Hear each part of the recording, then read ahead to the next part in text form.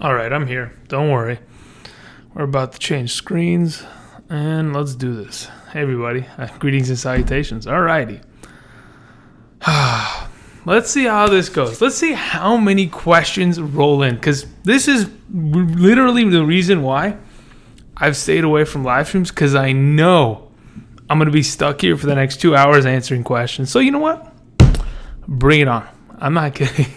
So I'm ready. All right, here we go. It's a little bit of a delay, but I think, so this is the way it works on YouTube, just so you guys are aware, a little bit of transparency. The delay is about 15 seconds. Now, I can make it so where it's a 0-second delay, but I won't be able to basically have my live stream uploaded onto my channel. It will not record it. And then on top of it, it'll be in like 720p. It'll never get to 4K or 1080p. So the quality will just be complete garbage. Let's see here. What the heck is going on here? Ooh, okay, what the heck is this? I gotta see what the hell.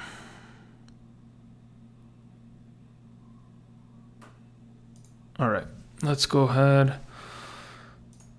Alrighty. Okay. What's up, everybody? Let it all kind of pile up. I'm starting from the top, but first, before we actually get there, let me go ahead and let me test something, because I haven't live streamed to you guys in a while. On the Patreon, I've done like 4 or 5 live streams at this point, but where is the live stream that I'm looking for? It's very interesting. I can't find the one. Did I delete it? Whatever. Okay. Let's see what's going on. Oh, man, I shouldn't have deleted that. Let's see if I can actually do it like... no, I don't want to do it like that. Okay, whatever. We're just going to start answering questions, shall we? Usually I like to have the chat in the top right corner, but I don't know what I did. This is exactly what I'm going to do before we begin. I'm going to do this, and then I'm going to go ahead and do a couple things here.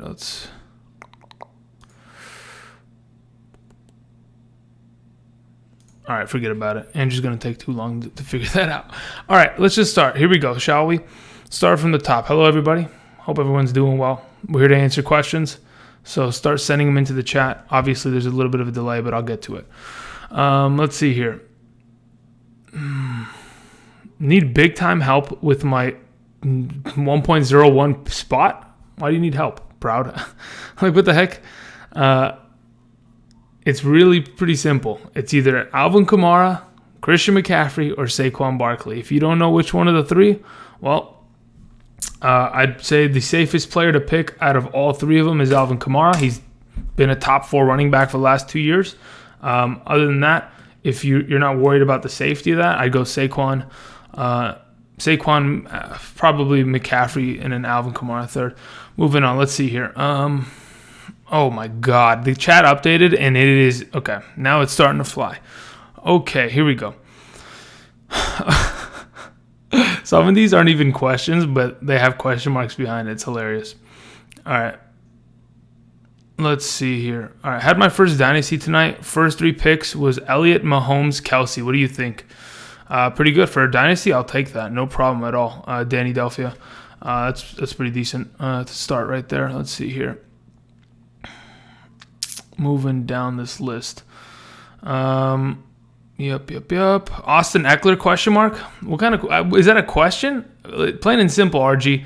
Austin Eckler, he's a handcuff with upside. If Melvin Gordon doesn't play, you want him on your team. I almost have him on every single one of my rosters. I go and make sure I have him, because the guy at the end of the day is a top 24 running back and half PPR last season, so he's got some just inherent value there.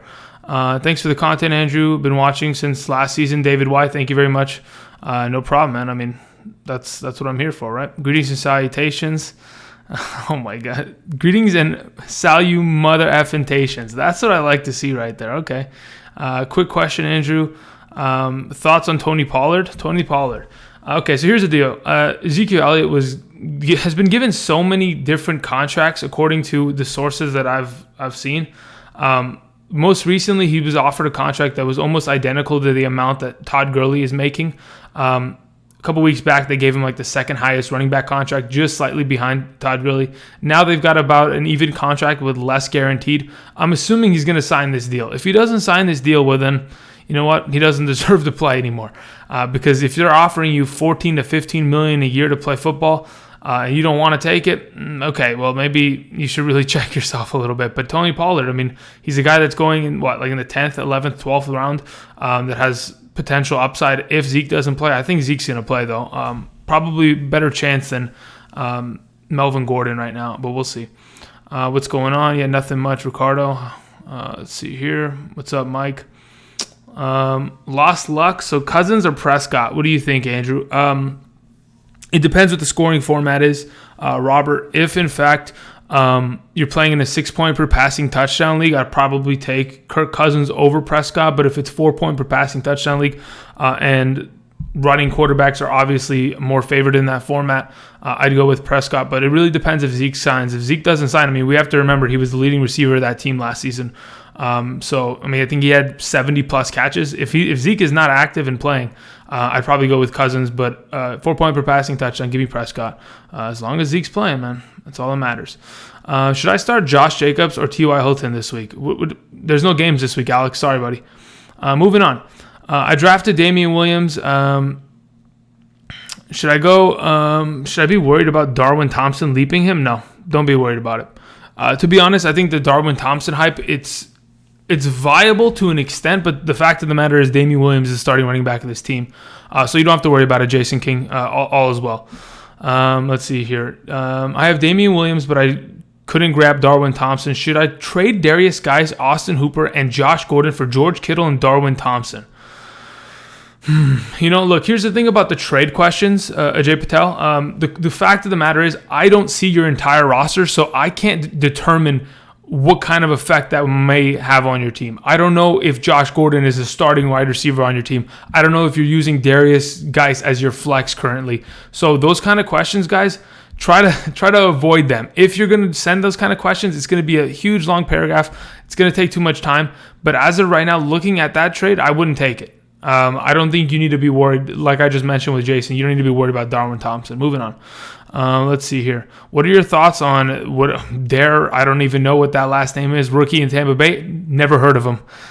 Josie, never heard of him. All right. Vernon Butler says, Drew, what's up? Nothing much. Hopefully everybody is doing well. I'm trying to catch up with this thing. That's why this is the whole point of this live stream. I'm just trying to catch up, guys. Here we go.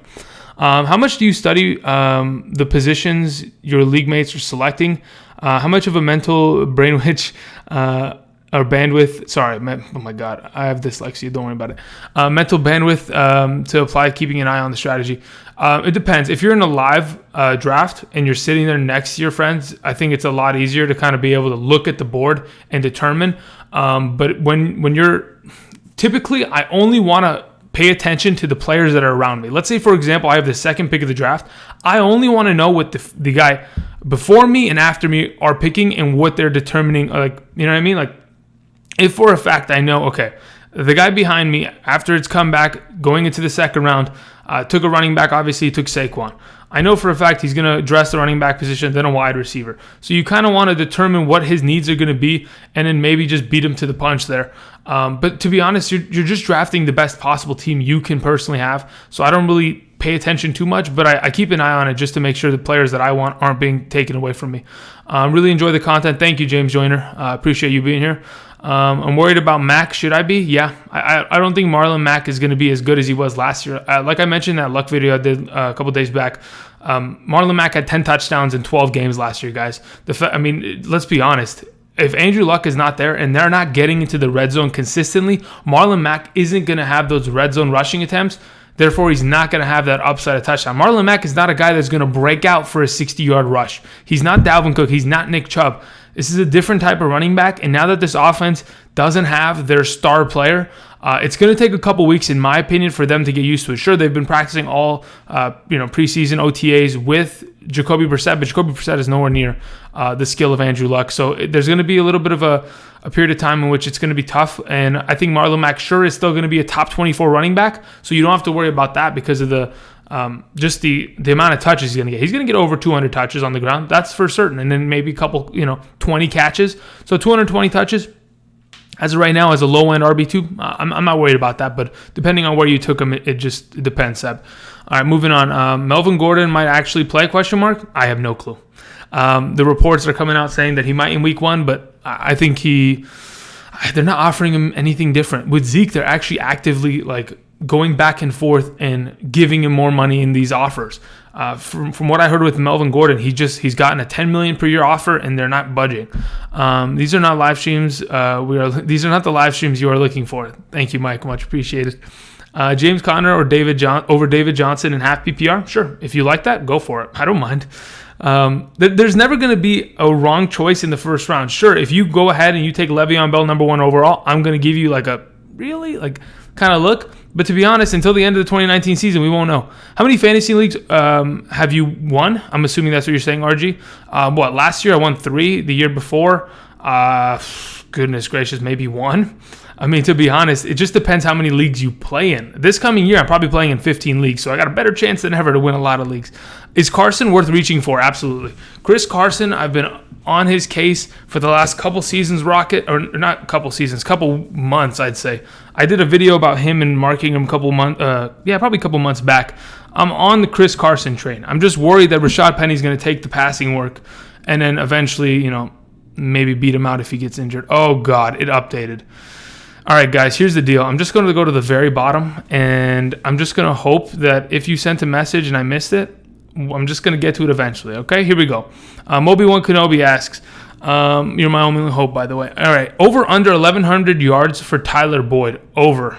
I'll take the over on that. Let's see here. Over Hilton. Okay, let's moving on. I have AJ Green and T.Y. Hilton in one of my leagues. Should I hold on to them or go for a trade? Here's the thing. T.Y. Hilton, lower end wide receiver 2 now that Andrew Luck is gone. I mean, from what we saw with Jacoby Brissett in 2017, he could potentially surpass the 1,000-yard mark, but it's nothing going to be special. We're not going to have a 1,600 receiving yard season from T.Y. Hilton. We're not going to see something amazing. And the division they play in, sure, they have some good matchups against Tennessee, in which there's going to be some opportunity there. But overall, I think AJ Green, the reason you drafted him is to leave him on the bench and hope to God that by the time October rolls around, the guy's ready to play. He could potentially be a number 1 wide receiver. I think last year, half PPR, he averaged about 14 and a half fantasy points per game. He was pretty good. And honestly, just as long as Tyler Boyd's on the field and he doesn't get double, he's going to get double covered no matter what. To be honest, as long as AJ Green's healthy, he'll be fine for you. Let's see here. Jimmy Navarro asks, I took Keenan Allen over Mike Evans due to the fact that I believe Gordon will miss at least 6 games. Interesting, because Keenan Allen has an ankle injury too, Jimmy, so you got to be careful with that. But, yeah, you never know. Moving on. What the heck is happening here? Twist, spark, repeat, bench players. All right, here we go, Hazelnut. Players, Jalen Samuels, Curtis Samuel, James Washington, Matt Breida, and others. Quite smooth in the process. Okay, yeah, that looks like a pretty decent bench so far. I like the Curtis Samuel upside, Matt Breida upside. Jalen Samuels, not about it, because I honestly think that, what's his name? James Conner's going to dominate that backfield. James Washington's a good pickup, good upside there. Moving on, Nick. I got second place in a 10-team PPR last season. Sorry, it must have been my fault that you lost. No, I'm just playing.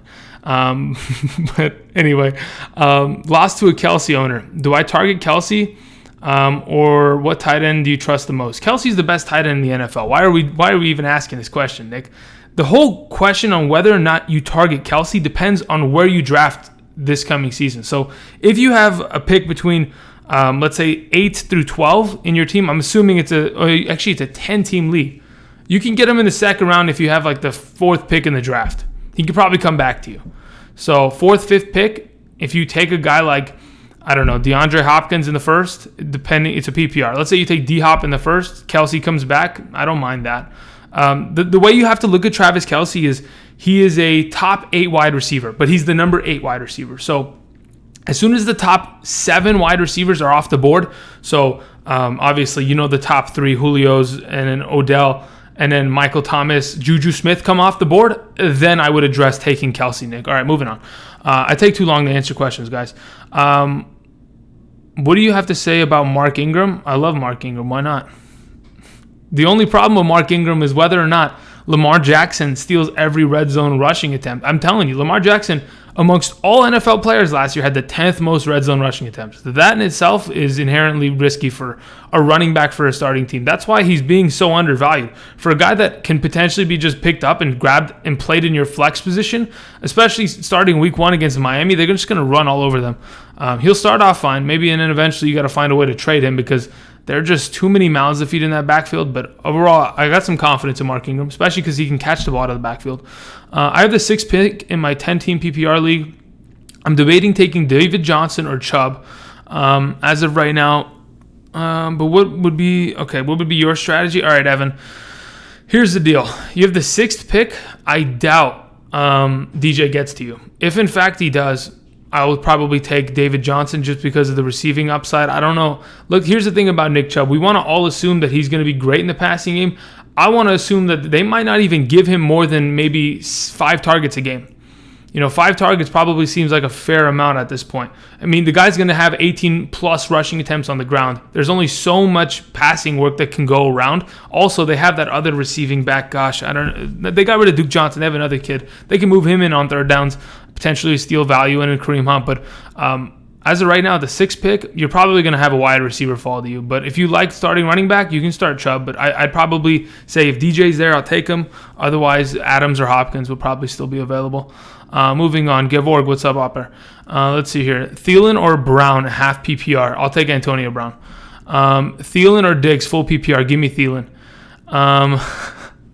Here we go. How do you like Josh Jacobs this year? Should be fantastic. Doug Martin just went to the injured reserve. Jalen Richard is probably not going to get too many receiving opportunities, Jimmy. So I like Josh Jacobs. He's probably a top 24 running back.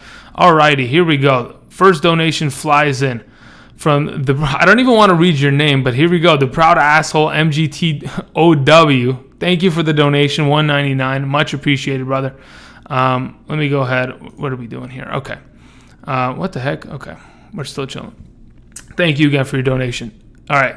You're asking, is this even a question? Edelman at 301 or Josh Gordon at 501? Humor me. Oh, God. Is there an answer can I say neither? To be honest, if I had to do one or let's say, for example, it's a keeper league and I have to do one, I'd rather take Edelman at 3-1. At least I know Edelman's not going to get in trouble and get himself suspended for the rest of the season. I like Josh Gordon's upside, but goodness. I just 3-0. Oh, man. In the 3rd round, Edelman, though, that's such a bad pick. You can get Edelman in the 5th. Like, why is this the option? Please give me some context. Send a message in this thing and give me some more context here. All right, where am I at in this questions? Because honestly, there are so many guys. All right, I'm just going to start ripping. Okay, Geis or Breida? Give me... That is a fantastic question. And after thinking about it for about 3.5 seconds, I'll take Darius Geis. Cheetos or Doritos? Please help me. I'm hungry. Oh, God, neither. Please, come on. They're so bad, though, man. They don't even taste good. Right now, if I had a bag of Cheetos or Doritos, which one would I eat? Dude, to be honest, I'll go Doritos. That's a game time decision right there, Rusty. It honestly is. Should I trade away Devontae Freeman? Do whatever you want, Bilal. But I have no idea what your team looks like. So, as of right now, if he's your RB2, you should keep him. Or if he's sitting at your flex spot, it's not a bad spot for him either. Oh my gosh. All right, questions. Hey, bro, I have McCaffrey, Michelle, Devontae Freeman, Aaron Jones. Who should I bench in week 1? I'm not talking about week 1 right now, guys. There's no way I'm talking about week 1. Sorry. It's too early for it, guys. Too early for it. Week 1 we'll talk about next week, okay? Right now, Andrew just wants to see what kind of questions you guys have via draft. How do you feel about Kerryon Johnson? Should be fine. They cut Zach Zenner, who's been a long time running back for the Lions for quite some time now. So the way it looks like it's just going to be a backfield between Kerryon Johnson and C.J. Anderson. If Kerryon Johnson doesn't have the ability to beat out C.J. Anderson, we're going to have problems. But I expect him to be just fine. I think he's going to be he has the upside of being a top 12 running back in half PPR. What do you think about getting David Montgomery, Josh Jacobs in the second and third round? Also have Miles Sanders. Miles Sanders, I prefer to avoid. I don't like that backfield. Philadelphia bothers me. They don't like running the ball very much, or at least having a one and all like workhorse bell cow back that's going to get the ball 100 times. That's not going to happen. So as of right now, I don't mind David Montgomery and Josh Jacobs. Second and third round though, that's too early. I think that's way too early for both of them. I think you can get them actually later. But let's say, for example, okay, first round, let's say in the first pick, okay, you have Saquon. It comes back around and you want to go Montgomery and you want to go Jacobs because you're afraid that when the draft goes and comes back, they're not going to be available? Sure. All right, moving on. Let's see here. What is this guy saying? Comparing running backs and wide receivers affect PPR scoring? I don't know what the heck that means. Okay. Will Elliott play week 1? I don't know. Let me give him a call. Hold up. Give me a second, guys.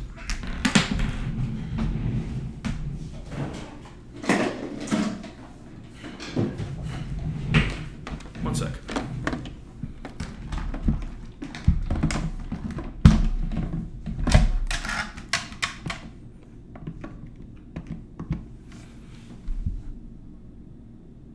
Yeah, I'll hold. Yes, Zeke. Yeah, it's Andrew. Yeah. I'm doing great. Thank you. Yes. Mm-hmm. Yeah, no, I had a question in one of my live streams. They were asking, are you going to play week 1? We're all wondering, but I thought I might as well just call you. Mm-hmm. Yeah. Uh-huh. Yeah, I know. Jerry Jones, yeah, he's a little cheap in the pocket, but eventually he's going to offer you the deal. Are you interested in the one that he offered you the other day, though? No? Oh, okay.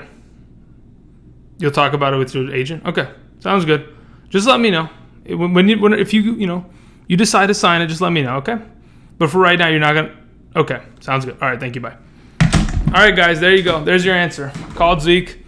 He said he's working on it with his agent. They'll probably get another offer in the next couple of days. He'll let me know, okay? All right, moving on. Kyler Murray or Carson Wentz? Give me Carson Wentz. Or Phillip Rivers. Wentz, Murray, Rivers. If Melvin Gordon is not in that backfield, that offense is not as efficient. Moving on. Who would you take at 104.5 PPR? Depends who's available, obviously. But I am anticipating Saquon, Alvin Kamara, and McCaffrey to come off the board in any order 1, 2, 3. At number 4.5 PPR, I like David Johnson. I like Todd Gurley. I like James Conner. There you go. Moving on. Let's see here. Royce Freeman disappointed everyone last year. I had Lindsey and was happy. Why will that? I don't think it's going to change. Conscious machine. I don't think it's changing at all. I think Philip Lindsay's going to run him under the table like he did last year. Thoughts on Robbie Anderson this year? Top 24 wide receiver. The dude has an injured ankle. Might not play week 1. So check that out. Keep your eyes updated on that. So there's always a potential that he misses time due to that. But, I mean, at the end of last season, when Sam Bradford came back from injury, Robbie Anderson was a great wide receiver. He was putting up a good amount of points. I think he was double-digit fantasy points for like the last 3 weeks. I think weeks 15, 16, 17. He was pretty consistent there. But he was being targeted. His target volume went up, a significant amount. So if an Adam Gase offense wants to feed him the ball, sure, he can be great. But he has the disadvantage of a young, inexperienced quarterback and that injury that could potentially hurt him this season. Let's see here. What do you think about half PPR starters? Let's see here. You have Watson, David Johnson, Aaron Jones, Travis Kelce, Mike Williams, Amari Cooper, Brandon Cooks. Looks good to me. I have no problem with that, Nunez. Looks good to me. All right, let's see here. Will Melvin Gordon or Zeke play? Okay, we already called Zeke, so we don't have to worry about that. Which wide receiver in Arizona will emerge, if any? Thanks. Larry Fitzgerald. Let's see here. Why are we talking about Kelce? We all know the deal. I know. Relax, Andrew. Okay, we'll get there. Let's see here. Slayton, how do you feel about the efforts of the channel? What was this? How does it feel to know that your efforts with this channel has made a difference in so many fantasy seasons? It scares the crap out of me, plain and simple. Slayton, it scares the living shit out of me because literally I try so hard to make sure I'm accurate. And if I mess up, trust me, you're not as pissed off as I am. Okay, so you're saying Jimmy is Mark Andrews or Josh Jacobs? That's not a question. Get out of here. What are you doing? Okay, you fixed it. Mark Andrews or Eric Ebron? Give me Eric Ebron over Mark Andrews. I don't trust Lamar Jackson throwing the ball. What are more dominant this year, running backs or wide receivers? What do you mean, what are more dominant? Dylan, you got to explain that more. There's got to be more context there. Who has more depth at the position? Who's going to carry your team more? We all know running backs are going to carry your team, but there's just as much depth, I think, in either or. There's a solid top 36 running backs and wide receivers this year that even last year that didn't really exist. Let's see here. Project Badass says, "What's up, Andrew? You the man. Thank you very much. Thanks for showing up, guys. I'm trying to get to your questions. I know it's a long line." Kenny Wynn says, "Chris Godwin or Mark Ingram in the flex?" Listen, I'm not answering week 1 questions. Come on, guys. Come on, dude. Let's see here. David Johnson or Le'Veon Bell in a PPR? It's close. They're almost identical in my eyes, to be honest. In a full PPR, you can go either way. You never read my question at 10:25 timestamp. Been waiting the whole time. Put it back in the chat, dude. Because to be honest, this thing just keeps moving. Great skit. Thank you, Clarence, for the donation. What the heck is happening, man? Why aren't I getting updated on some of these things? But thank you very much for the donation. Much appreciated. Goes a long way. Hi, Andrew. What's up, guys? Let's see here. Again, if I miss your question, guys, put it in the chat again. I'm not kidding. Just put it in the chat again because I'm going to be here for a while. I know I am. I'm probably going to be here for 2 hours, probably. So just put it in the chat again if I miss it. Who's your go-to low tight end in a PPR? It depends. I was going to say Jordan Reed, but the guy got a concussion the other day, and that concussion issues is a problem. Here's the thing. I want top 8 tight end talent. I want Kittle, I want Ertz, I want Kelsey, Hunter Henry, Jared Cook, Vance McDonald, and who's the last? Eric Ebron or OJ Howard. There's 9 guys that I just named, right? Grab one of them. Don't go for these low-end tight ends, man. They're so bad. They're awful. They're so bad. It just pisses me off how bad the tight end position ends up being. Half PPR 12 team. Let's see, Brody Rhodes. Russell Wilson, OBJ, Julian Edelman, Zeke, Cook, Hooper, Mike Williams. Any suggestions? I have no idea what your waiver wire looks like and what kind of trades you want to make. But to be honest, Russell Wilson's a great quarterback. The wide receiver position looks good. You have Zeke. Here's my question. Do you have Tony Pollard on roster? If not, you should go pick him up. Moving on. Let's see here. If healthy, over under 1,600 yards for Damian Williams. Under. He's not going to get that many yards. Under. Moby one. Let's see here. Oh, God. It updated again. The chat flew. Let's see here. Alshon Jeffrey or Josh Gordon, says Rob Hayden. All right, here's the thing. Alshon Jeffrey in 2017 was a top 18. He was the number 18 wide receiver in half PPR. Last season, he missed the first 3 games of the season due to a shoulder surgery from the offseason. Once he came back from weeks 4 to 17, the guy was the number 18 wide receiver in half PPR scoring. So the guy's been a wide receiver 2 for the last 2 seasons with the Philadelphia Eagles, and even with the complications at the quarterback position. And I even found correlations in my 2019 fantasy football draft guide that even with Nick Foles, he saw a significant less amount of targets on a weekly basis than with Wentz. So with Wentz coming back, it should be fine. Let's see here. Oh, God. Okay, let's see if I can rattle. Dude, these guys, shorter questions, please. Don't put your entire roster in the questions. It just throws everything. Holy moly. I might just skip those. Hello, Andrew. My name is Max. What's up, Max? How you doing? David Johnson or DeAndre Hopkins, 4th pick. It depends if it's a PPR. It's a full PPR. I wouldn't mind going D-Hop, but if it's a half, I'm going to take David Johnson. I like the upside of having a running back that's going to touch the ball potentially 325 to 50 times. What backup running back do you want if Melvin Gordon doesn't sign with the Chargers? I want Austin Eckler and I want Justin Jackson. Is that a trick question?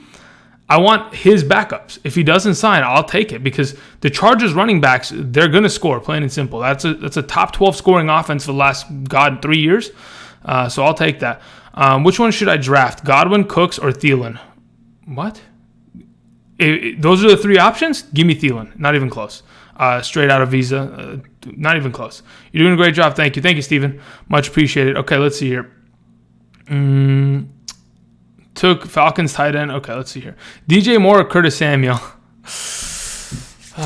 Technically, the answer should be DJ Moore because he's the number one wide receiver on that team. But if Curtis Samuel can somehow re-emulate the ability to find the end zone like he did last year, who am I answering? Drew Vano. That could be a pretty good wide receiver 3 with upside. The price that DJ Moore is currently going at, I'd rather have Curtis Samuel. I have Connor and Kerryon Johnson starting, and McCoy is the backup. Do I hold on to Henderson, which I'm assuming is the Rams Henderson, just in case Gurley situation? Why not? I mean, what are you going to drop him for, Ricardo? That's the question. These are like very... there's not a lot of context in these questions, guys. There's not a lot of context. I don't know what your bench looks like. I don't know if you'd rather go pick up another wide receiver because you need help there. I don't know if you don't have a defense. You need to drop somebody for a deep. These are the questions. Sleeper tight end question mark. I don't like tight ends, and there's no sleeper tight ends. I promise you. Sleeper tight ends only exist if, in fact, Eric Ebron gets injured and Jack Doyle can come and be the tight end one for that team exclusively. Eckler, if you are in a PPR. Okay, that's somebody else. What is it? Okay, everybody's talking to each other.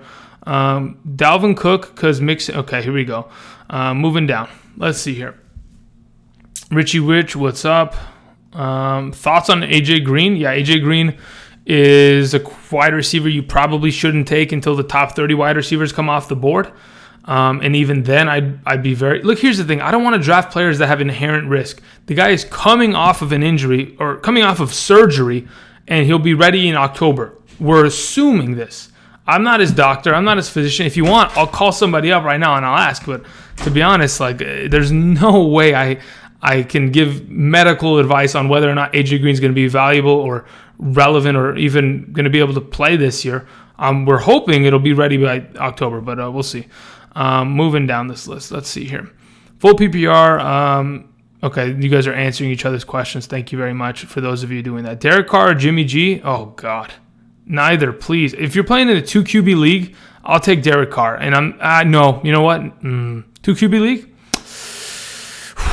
Jimmy G by maybe the slightest hair. Favorite fast food item? Give me Chick-fil-A, dude. I had some recently. It's fantastic. Joe Mixon and Chris Carson, a good duo in fantasy. Thinking emoji. Why not? I don't understand. Why wouldn't that be a good idea, Hector? They're both great running backs. Should I take Connor or Mike Evans for Luck and Gronk? Absolutely not. What are you doing? Should I? I know that's 100% troll, Nathan, but for a slight second, dude, you got me. Okay, I almost forgot that Andrew Luck and Grob Gronkowski retired. Almost, Nathan. You almost got me. Let's see here. Matthew Dillon. Okay, you guys are talking to each other. Never mind.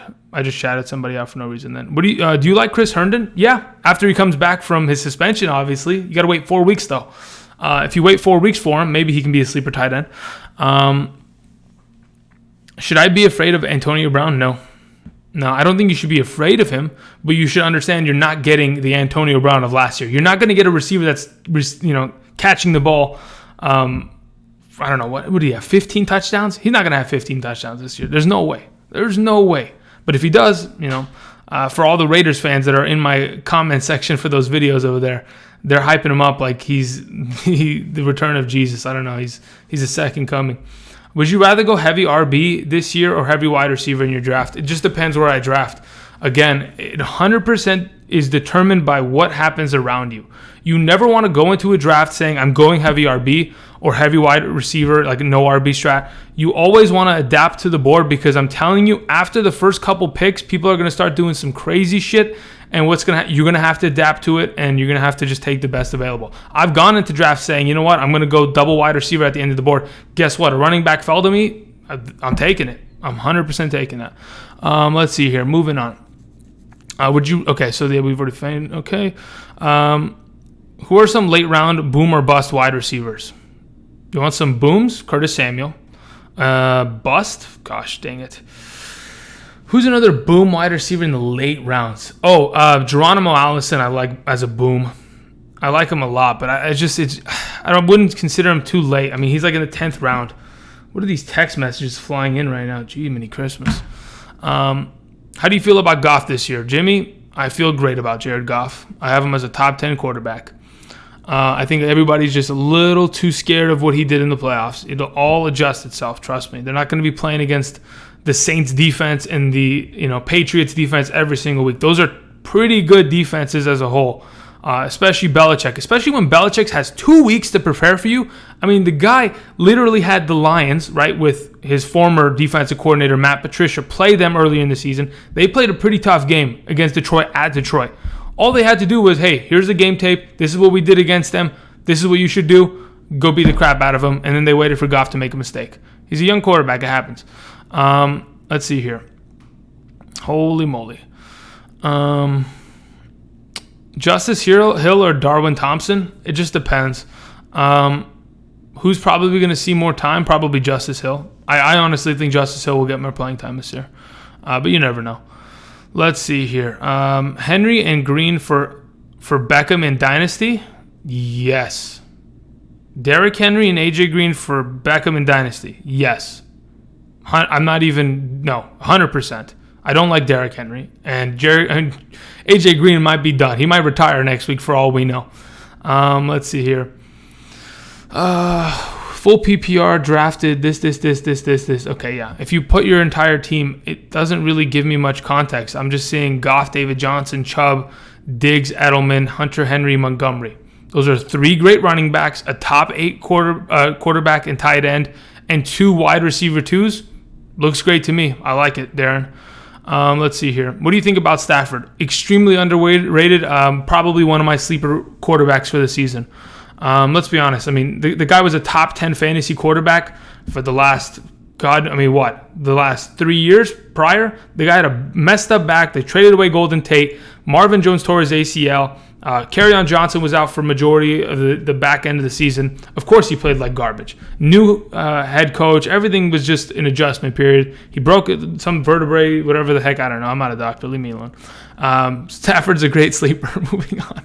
Lamar Jackson, hype real? Absolutely. I'm full in on it. Aaron Jones, Adam Thielen, Diggs, or Edelman at 3-2 full PPR. I don't know what your first 2 picks are, Michael. I mean, Michael Sands, I have no idea what the rest of your team looks like. So how am I supposed to know what to suggest you take? Like, come on, guys. Oh, my gosh. Let's see here. Royce Freeman, question mark? Yeah, he's a handcuff with upside. He's going to touch the ball 150 times this year minimum. The Broncos love to run the ball, so figure it out. Is a hot dog a sandwich? I'm not answering that question. How dare you ask it? I'm just kidding. How many championships do you have? I don't know. I stopped counting after the 17 of them that I racked up on my wall. Thoughts on Marlon Mac? I already talked about it earlier, but he's not going to be as good as he was with Luck. He's a lower end. He's still a top 24 running back. He's a starting running back of an offense in this NFL that should be decent. Shouldn't be terrible. PPR. Okay. Please, Steven, no, we got to stop this. I got to address this right now. If you ever tell me PPR, Jared Goff, or Lamar Jackson, what does PPR have to do with quarterbacks, people? We've dealt with this last season, guys. Enough with this. I'm sick and tired of it. All right, guys? So I'm assuming you're saying, which one do you prefer? It's 4 point per passing touchdown. I'll take Lamar Jackson. In a 6 point per passing touchdown, I'll take Jared Goff, okay? Cook or Aaron Jones? Dalvin Cook. Without a doubt. That's the Nick DLG. Joshua says, what's your thoughts on Arizona offense? I have a video on it. If you go into my videos history and you go all the way down to where I talk about Kyler Murray being drafted number 1 overall, there's a good 20 minutes of content there that I don't want to flush out again. Moving on. Thoughts on Nick Chubb? Should be great. You know what, Jeffrey? I also have another 20-minute video talking about Nick Chubb. Go and check that out. Let's see here. Rankings of Ebron, Waller, and Hooper. Oh, yeah. JJ Dobson. Go ahead. Go to my Patreon. Get the 2019 Fantasy Football Draft Kit. You'll get the rankings. Thumbs up. Moving on. You guys are making this easy now. Thanks. Okay, moving on. Oh, God. Enough with these. Some of these troll questions are beautiful. I don't even want to repeat them, but they're so good, guys. Just props. Do you think Ronald Jones has a chance to break out? No. You know what, Conway? He's had so many opportunities and he doesn't act upon them. Like, what the heck, man? He should have by now been great. Oh my God. Now we're trolling with this PPR Vinatieri Gostkowski garbage, guys. Damn it. Oh man, maybe I shouldn't. Oh man, come on. Odell or Julio? I'll take Julio. Mark and Dylan D. Let's see here. What did Terrence ask? And then, okay. What RBs would you take over Montgomery and why? That's what you asked me, right? I don't have 20 minutes to explain this. There is a video on my channel. Yes, believe it or not, guys, there's a video on my channel that I talk about running back tiers and where I have players and why I have them there. I talk about majority of the running backs. Go check it out. Terrence, that applies to you as well, bud. Let's see here. Oh, gosh, there's so many. Why don't you like Derrick Henry? All right, Davis, I'm going to say it again. There is a video on my channel. Guys, hello? There is a video on my channel. That's 20 minutes of me talking about why I don't like Derrick Henry. If you haven't, guys, I'm telling you, I know you don't have time to sit down all day and watch YouTube. I know, but there's some of you that do. And I appreciate you, and I love all of you the same. Okay, some of you more than others because some of you ask some troll questions. But I love all of you the same. Understand that I've almost talked about every single player to an extent somewhere in the world. Whether it's on my YouTube or on my Patreon, I've talked about every single player. Now, if it is publicly available to me to talk about Derrick Henry, which I have a video on him, go check it out, dude. Because honestly, I've talked about it so damn much, it's making me lose my mind. Thoughts on Tyler Boyd? I had a video about him, didn't I, guys? I swear I had a video on him, Sean. See, this is what I'm talking about, guys. I had a video on him. Go check him out. Without AJ Green, he shouldn't be as good. That's just plain and simple. That's the case with Tyler Boyd. You want AJ Green in the lineup so that they can move Tyler Boyd into the slot. Moving on. He's calling the bullpen. Dakota, absolutely, okay?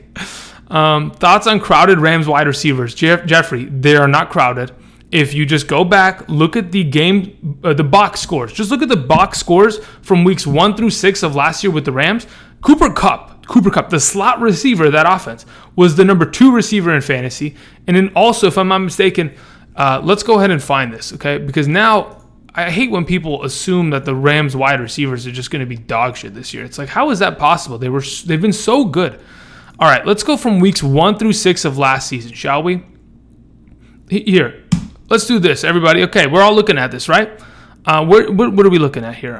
Where is Cooper Kupp? No. We need weeks 1 through 5 then. All right, look at this. Weeks 1 through 5 of last season, half PPR. Cooper Kupp was the number 2 wide receiver. Robert Woods was the number 9 wide receiver. And where is Brandon Cooks? Where's Brandon Cooks, guys? There you go, 22, nowhere to be found. Hopefully this answers your question. When all of them are on the field, it's not that crowded and they're pretty good. What the hell was that? Get the heck off my screen. I need my... All right, cool. Hopefully that worked as I intended it to. I wasn't even looking at my screen. All right, moving on.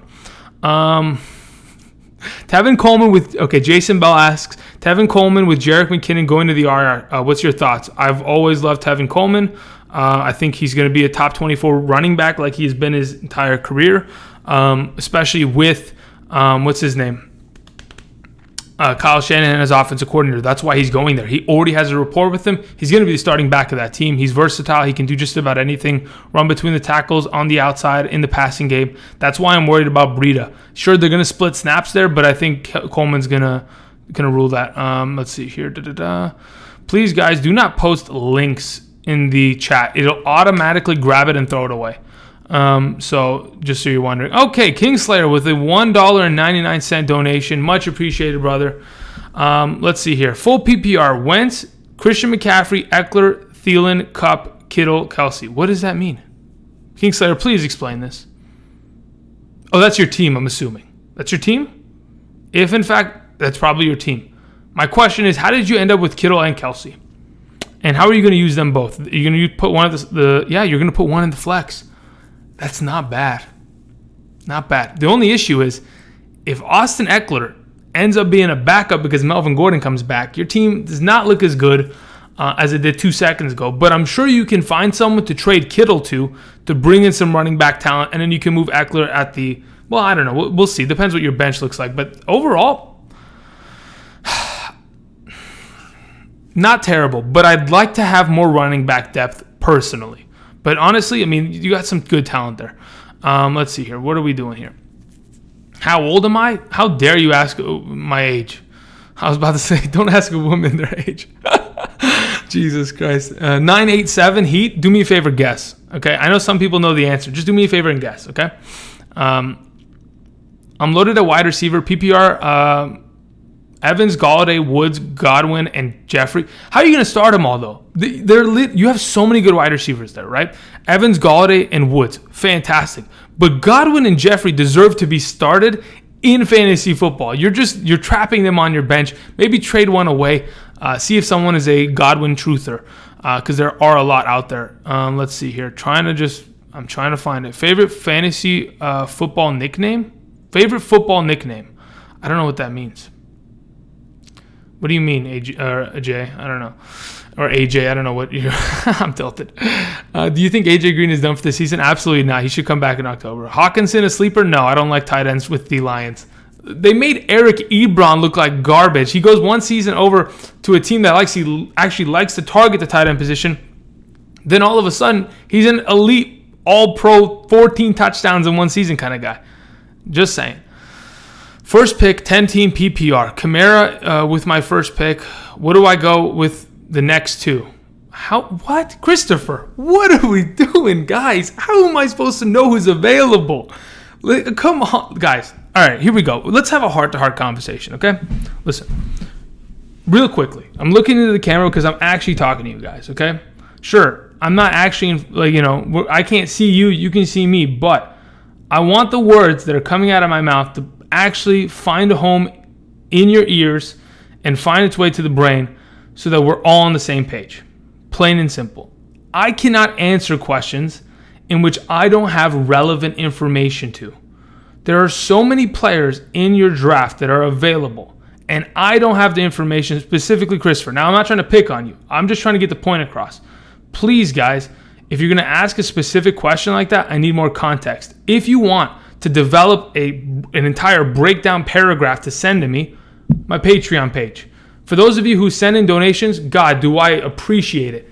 But if you put $3 more changed on top of that, you could have asked me any question unlimited amount of times on Patreon. I'm not kidding. This is an actual thing. Patreon is the place to go.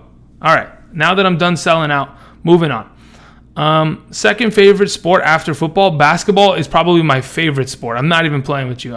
The only reason I started playing football is because I was better at it in high school. Sophomore year, they moved me to varsity, and I was like, all right, well, I'm quitting basketball then. And then the rest was history, Matt. Moving on. But do I like basketball more? I like playing basketball more because goddamn does football hurt. Concussions, not fun. There's a reason why sometimes the words that are coming out of my mouth slur a little bit. It's called early onset CTE and too many concussions. Do you think Eli gets benched for Daniel Jones? Yes, eventually, Cordell. The fact of the matter is, if by the first 8 weeks of the season the Giants start 2-6, they're going to give Daniel Jones the reins to the organization. They need to, get experience with him. What round do you aim Cooper Kupp in a 10-team league? I don't play 10-team leagues, but I'm going to assume that he'll probably come off the board, in like the 5th or 6th round? I'm assuming. To be honest, I don't know for certain. I can go ahead and give it a gander at this point. Let's see here. I just got to click some buttons, though. Let's see where he goes typically in a 10-team league. I don't know when he's going to go, but only time will tell. Let's see here. Let me look at some other questions. What do we have here? Hey, Andrew, keep up the great work. I have the 6th pick, took Hopkins over David Johnson. My running backs are Connor, Kerryon Johnson, Chris Carson. Beautiful. Like it. Love it. Want some more of it. Moving on. Let's see here. Another donation coming in hot from Jim O. Thank you very much, brother. Much appreciated. Andy, get the stick out of your ass and be nice. What do you mean be nice? Guys, understand that there are literally thousands of questions already been sent right now. Already. Let's be honest, okay? I'm one man trying to answer all of them. So, give me some slack at least. Thank you for the donation, brother. Moving on. Let's see here. What do we got here? Brissett question mark from Robert. I don't know, man. Brissett is very... I mean, unless you play in a 2 QB league, I would never invest in him. And even in a 2 QB league, I'd only want him as my third quarterback.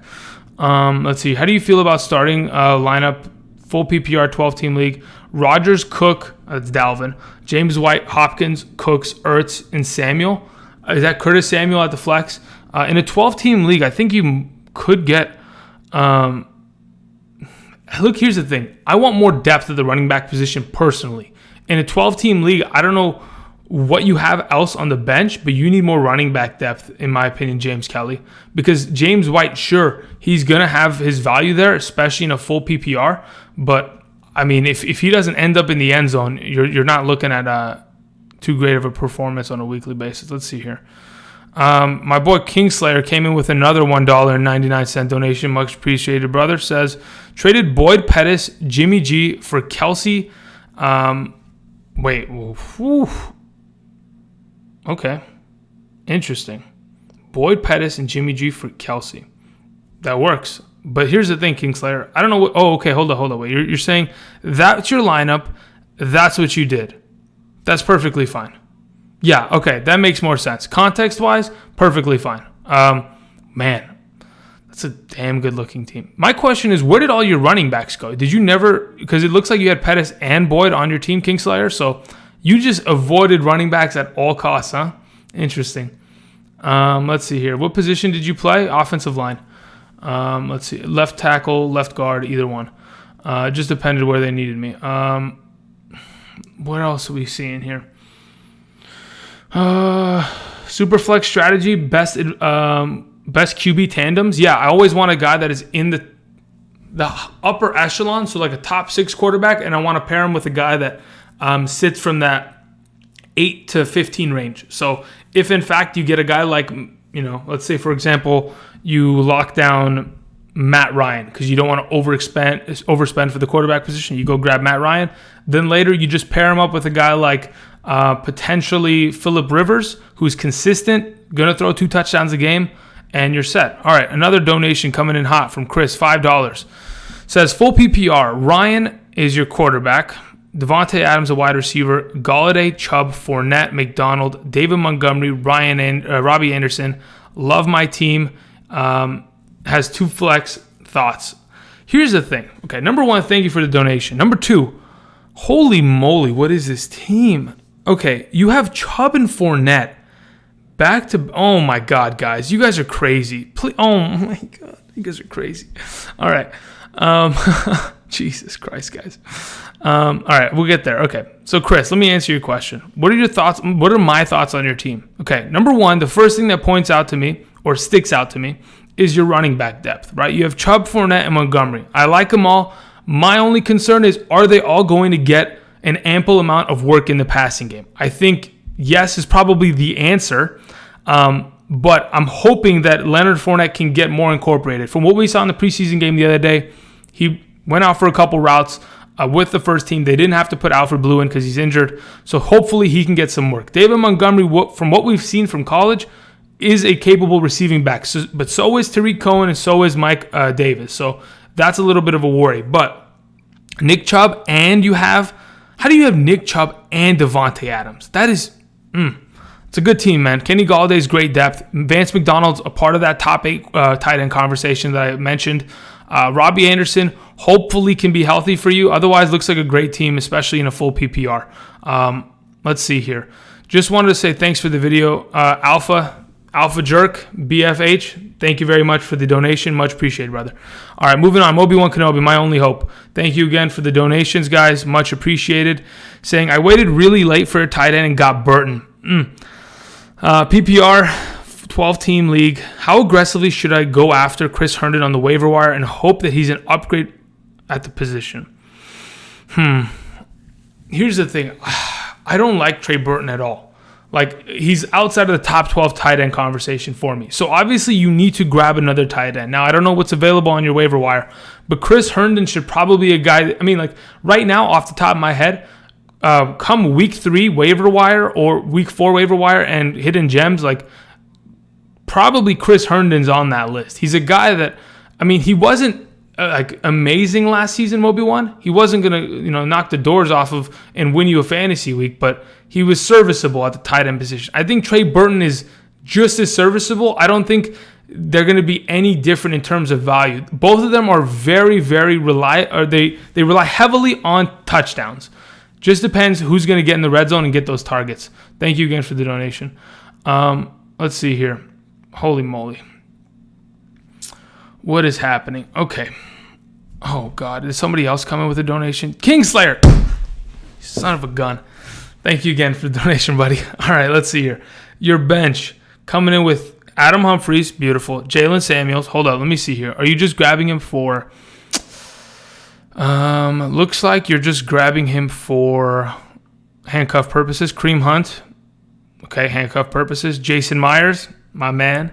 Damian Harris and Justin Jackson. All right. To be honest, you need more RB depth, though. Here's the thing. This is what I'm thinking, Kingslayer. Okay, Jalen Samuels, 100% a handcuff. If nothing happens to James Conner, the guy can't be started on your team. I don't think that they're going to use a 2-back set or even use 2 running backs as often as many other people may think. Kareem Hunt is wait till week 9, and Damian Harris is wait till Sony Michel gets hurt. And even if Sony Michel gets hurt, you still have James White there, and you still have Burkhead. You need to address the running back position. I know you have Justin Jackson and Austin Eckler there, so you better hope to whatever God that there is out there, fantasy God, regular God, I don't know what you believe in. You better, the refrigerator monster, the Tangle monster. If you guys don't know what the Tangle monster is, it's the guy behind your TV that just messes up all the cords. Even though you wrapped them up perfectly in a straight line, the guy will come and mess them up when you're sleeping. Okay, moving on. Thank you again, King Slater, for the donation, but you need to address the running back position. You got to have more depth. Too many handcuffs there. Not enough guys that are going to be able to contribute on a weekly basis. All right, back to the regular chat. Fournette in the top 10. If he's healthy, potentially. But to be honest, a lot of it is going to depend, Alex, on whether or not he catches the ball out of the backfield. Let's see here. Mark Ingram or Chris Godwin in the flex PPR. Guys, okay, let's be honest. Let's think about this. Week 1, this is what we're asking, okay? Who do the Tampa Bay Buccaneers play? Because I'm just going to answer every question now because my brain is just fried already. Okay, they play against the Dolphins. That's the Ravens, right? And let's see, NFL Week 1. Let's see who the Buccaneers play. I think they play against the 49ers, right? They play against the 49ers at home in September. Okay, and then the Ravens have to go down to the Dolphins. Let's see, let me think about this. As of right now, what did you say? What was the format? PPR? I'd probably go with Chris Godwin. Yep, I'd probably go with Chris Godwin. Here comes Chris with a $10 donation. Thank you very much, brother. I had Chubb in the first, Julio in the second. Wait, hold up. Someone offered me Adams for Julio, and I jumped on it. Fantastic. Honestly, Devontae Adams is my favorite receiver for the 2019 season, so I think that's fantastic. I'm going to join the Patreon, man. Much love, brother. Thank you very much. Much appreciated, guys. Thank you for the donation. Devontae Adams since May has been my number 1 wide receiver. It's not moving. It's not moving at all. Let's see here. Someone says Discord ? If you join Patreon, maybe. It just depends. Thoughts on David Johnson? Should be a good running back, especially considering how much work he's going to get in the passing game. I understand many people are skeptical, but understand that a lot of his inefficiencies of last season had to do with Josh Rosen. He could not move the ball. They could not find him in the red zone. Yet still, David Johnson was a top 9 running back in half PPR. So imagine when you get a better offensive coordinator, better quarterback, better offensive weapons all around, bringing in Crabtree, bringing in rookie wide receivers that are going to contribute, having a healthy Christian Kirk, and the veteran leadership of Larry Fitzgerald. He should be fine. Okay, he should be fine. Let's see here. I'm trying to scroll up and find some of the questions I missed. MVS versus Allison, I'll take Allison. They're pretty much going at the exact same round. I like Allison more because I think Aaron Rodgers prefers him more, especially because he's a slot receiver of that team. Let's see here. Josh is asking, what are you asking, dude? What are you asking? I got to scroll up and find where the first, I don't know where that first message would go. Okay, Darius Geis, any good? I mean, if you saw what he did in college, you'll know he's fantastic.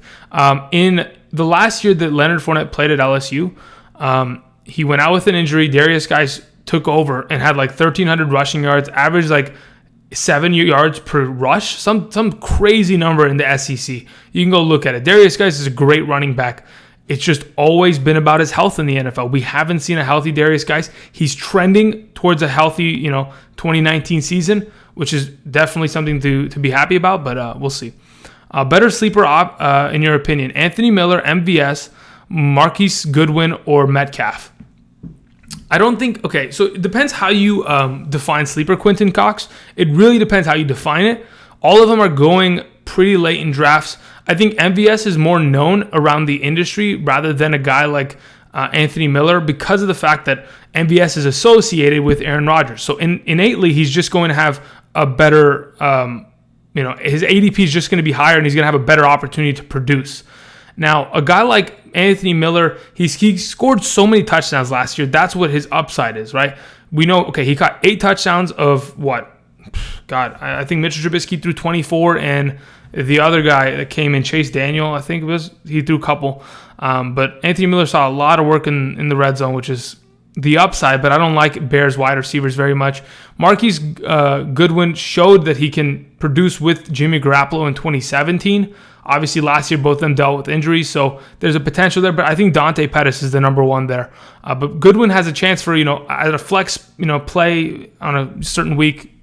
He runs a 9 route, scores a touchdown. But Metcalf, here's the thing. The question is, who's going to be the number 2 wide receiver for the Seahawks? Is it going to be Metcalf or Jerron Brown? I don't know. Metcalf had knee surgery the other week. It's only going to last him like 2-3 weeks tops for him to return. Similar to what Joe Mixon dealt with last season. It's like they scope his knee, they clean it out, bada boom. He's fine. But as of right now, the best receiver of the group is probably MVS. And then I'd probably take Metcalf second, and then Miller third, and Marquise Goodwin last, just based on quarterback talent, because that's really where it goes. Kingslayer is trolling. I don't think he's trolling, but he's helping. How about that? David Montgomery or James White, week 1. Montgomery has Green Bay, and James White has Pittsburgh. Thursday night game, it's at Chicago. Look, here's the thing. I've never seen Montgomery. I don't even know listen, I've seen him play. I've seen him play in college. I've watched film from the preseason. I've already done all that work. I'm just talking about, I don't know how much work he's going to get week 1, but I'm hoping he'll find the end zone because that's going to be the real big question. As of right now, James White against Pittsburgh. What is this? This is for your flex, and what is the scoring format? Doesn't say. I'm going to assume, let's say, for example, if it's a half PPR, I'd probably go Montgomery. Actually, I'd probably go Montgomery both times, whether it's half or full PPR. I'm just hoping that Montgomery, I don't know. Look, here's the thing. You're asking me when I have very little research done on week 1 already because I'm so busy trying to do draft stuff. I haven't even finished all my drafts, guys. But as of right now, probably Montgomery. What do you think about Todd Gurley, Philip Lindsay this year? Todd Gurley's going to be fine. Philip Lindsay's going to run Royce Freeman underneath the table. Neil Curtis. Mohan says 11th overall pick in a 12-team league. Most of the elite running backs are gone. Is Dalvin Cook a good pick? Personally, I'd rather at the 11th spot grab a top-tier wide receiver, and then when the draft comes back to me, lock down a guy like Dalvin Cook, personally. Mohan Raj. Let's see here. Moving down. Any sleeper tight ends? No. Just grab a top 10 or grab a top 8 guy. 8, 9. Worst case scenario, you grab... Let's say, for example, guys, you don't want to grab a tight end that is in that top 8 range because you think it's too expensive. Sure, I've done it in the past, not a big deal. Just make sure that when, in fact, the time comes to draft a tight end, you grab 2 of them because you're going to need a guy like Austin Hooper and Delaney Walker because you're going to need to play matchups because really they're both going to be dependent on whether or not they find the end zone in good matchups, etc. If in fact you're going for a sleeper tight end, make sure you grab 2 of them, make sure they have a high upside, and make sure that at least their quarterbacks like to somewhat target them. Because that's why I don't look. Here's the thing about Mark Andrews. A lot of people mention him. They still have Hayden Hurst and Nick Boyle there, guys. Lamar Jackson can't throw the ball more than 5 yards down the field without it being a wobbly mess. It's very, very risky. Sean Cashel says 12-team league, PPR, Goff, Julio Jones, Boyd, Connor, Mac, Damian Williams, Walker, Landry. Looks good to me. Yeah, that's pretty good, to be honest. Delaney Walker is the biggest question mark on your team, and so is Landry. I'm starting to lose my voice, guys. This is what happens after I talk for too long and too fast, but it's okay. 10-team league, half PPR. I have Kamara, Chubb, Cook, Diggs. How the heck did you get Kamara and Chubb and Dalvin Cook? Insane, Robert Gomez. Diggs, Godwin, McDonald, and Goff. Bench is Ridley, Calvin Ridley, that is. Montgomery, Kirk. Have I won already? No, you haven't won already, but you have a pretty good shot. I'll give you that much, Robert. Let's see here. Moving on. Robbie Anderson or Michael Gallop week 1? I don't even know if Robbie Anderson's healthy. Mask Bandit. I have no clue. Mike Evans or Keenan Allen? I don't even know if Keenan Allen's healthy. These are all questions that we're going to have to talk about when the month of September rolls around. You know what I mean? Devin Singletary or Damian Harris? Singletary. Adrian. As of right now, Damian Harris, he has to go through a lot. He has to hope that Michelle gets injured, hope that James White disappears, and Rex Burkhead gets cut in the next couple of days. Otherwise, he's not seeing the field for a while. You know, I understand Devin Singletary has just as difficult of a task with Yeldon and Gore and McCoy, but I guarantee you the Texans are looking for running backs. They might go trading for one of those guys. Just wait for it.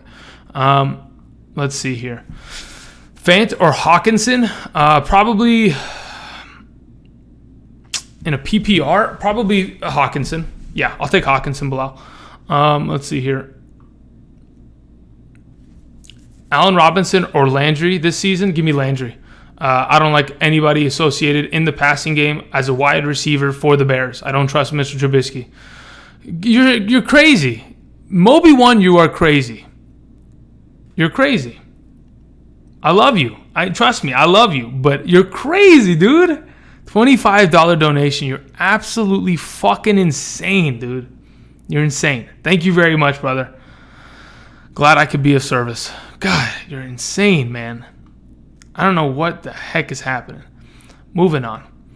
My man Jeff's coming in here. Slam the like button. That's right, Jeff. Jeff, come in here and let everybody know. Slam that like button, guys. I don't know what's happening, but just hit the subscribe button, hit the like button, do whatever you guys do. I know there's a couple people out there that spam that dislike button. If that floats your boat, you know, you got to do what you got to do. Let's see here. What is this? Okay. Joel David asks, I'm a Zeke owner. Should I trade Gallop for Pollard straight up? 10-team PPR. Yes. 100%. No doubt. No hesitation. 100%. Pull the trigger right now, Joel. Davis, 100%. Not even close. Kid Tony asks, if I draft Dalvin Cook, do you absolutely have to draft Alexander Madison? Yes. Only because Dalvin Cook has never shown us that he can be healthy. I mean, sure, his rookie season, first 4 games the year pass, he tears his ACL in that 4th game. That's a fluke. That's something we can't anticipate. But hamstring injuries, sure, he's going to be healthy this season for as of right now. But if, in fact, you don't have Madison on roster, I understand many of you don't have deep benches. You have like 6 slots available, and you really can't afford to put a handcuff on there. I'd consider, I think, if in fact, it's hard not to take him and put him on your slot position. Right now, okay, as of right now, if I was you, I'd personally go and drop my kicker or my defense, have him on roster just in case before the season starts, something happens, just be careful. It's an insurance policy. That's all it is. So if you want to buy the insurance and keep it on, it's up to you. It's obviously going to cost you something. It's going to cost you a bench slot, but that's the thing you have to be willing to the price you have to be willing to pay. All right, let's see here. Sleeper app is awesome, man. Good looking out. Yes, guys, sleeper app. I'm telling you, the sleeper app is un-effing believable. It's clutch. Gurley back in the first round, has been in the first round for me for a while now, guys. For other leagues, not so much. All right, we have another guy coming in. My man, Najee, with a $5 donation. Thank you very much, brother.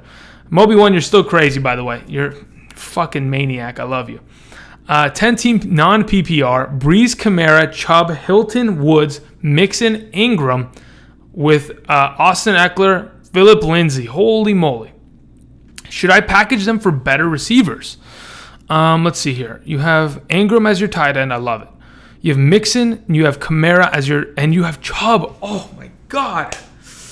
Okay, so here's the thing, Najee. This is my number one suggestion for you as of right now. You go and you take Eckler or Lindsay, and you go to that owner that has Zeke or Melvin Gordon, and you go and you say, hey, I heard Melvin Gordon's not playing this year.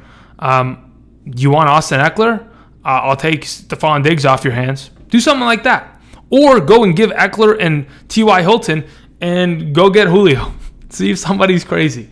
But I think going after a trade is not a bad idea. But I personally like targeting guys who are already inherently afraid. If they have Melvin Gordon and Zeke Elliott and they're already like shaking in their boots and they're like, I don't know if he's going to play. Sure, if they have Tony Pollard on roster, it's fine. But the guy who has Melvin Gordon in your league, go after him and try to trade with him. Otherwise, that's a good-looking team, man.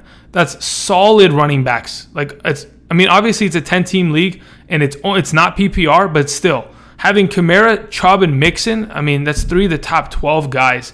You have Woods, who has the upside of being a number 1. Obviously, Hilton in the last couple of days, not as good. But, I think if you can improve that number 1 wide receiver, and improve the Hilton spot, I think you're good to go. But don't trade away both. Don't try to trade away Eckler and Lindsay. Don't do that because you need someone to sit at your flex spot, and it's going to be one or the other. All right, let's see. Someone's asking, Esteban asks, Adam Thielen or Stefon Diggs? Give me Adam Thielen. Stefon Diggs is going to play 14 games, guys. He's never played a full season, even going back to college. He gets injured too much. Can't trust that kind of stuff. Thank you again, Najee, for the donation. Moving on. Deshaun B. Should I trade Coleman or Freeman for a wide receiver? Depends. What do you have on roster? That is 100% the question. What do you have on roster? If you want, send me. Let me see your roster, and we'll be able to determine from there. Do you think Aaron Rodgers is going to have a way better year? Yes. Okay, let's look at what he did last year. 25 touchdowns, 2 interceptions. That's the worst season he's had since I don't even know. Not counting the years that he's had injuries, like 2017 with the collarbone that broke. That's his worst season for a long shot. What we're anticipating from Aaron Rodgers, or what we're typically used to seeing, is 38 touchdowns passing minimum. So I think he's going to get back to that form. Obviously, a lot of it had to do with the fact that his knee was bothering him. Outside of Devontae Adams, there really wasn't much help at the wide receiver position. You have Allison coming back from injury, MVS in his second year. You have Aaron Jones, who potentially should be stepping up this year and seeing a bigger role in the passing game out of the backfield and in the running game in order to alleviate pressure off of Aaron Rodgers' shoulders, because he has to carry this team, plain and simple. But if the running game can start going, yes, they ran the ball least amongst all teams last year, but their averages were still good because they've got a solid offensive line. You got David Bakhtiari still sitting there at the left tackle position. They've got talent there. You have Brian Bulaga, right tackle. They have talent there, plain and simple. And I expect Aaron Rodgers to be in that top 4 conversation of quarterbacks. Now that Luck's gone, potentially top 3. Alrighty, where are we at here? I got Kamara at 3, Mixon at 18, Chubb at 23. What? How did you get Chubb at 23 in a non-PPR league, Najee? How? I want to play in that league. Guys, damn it. All right, let's see here. Aaron Jones or Damian Williams, full PPR. As of right now, Damian Williams.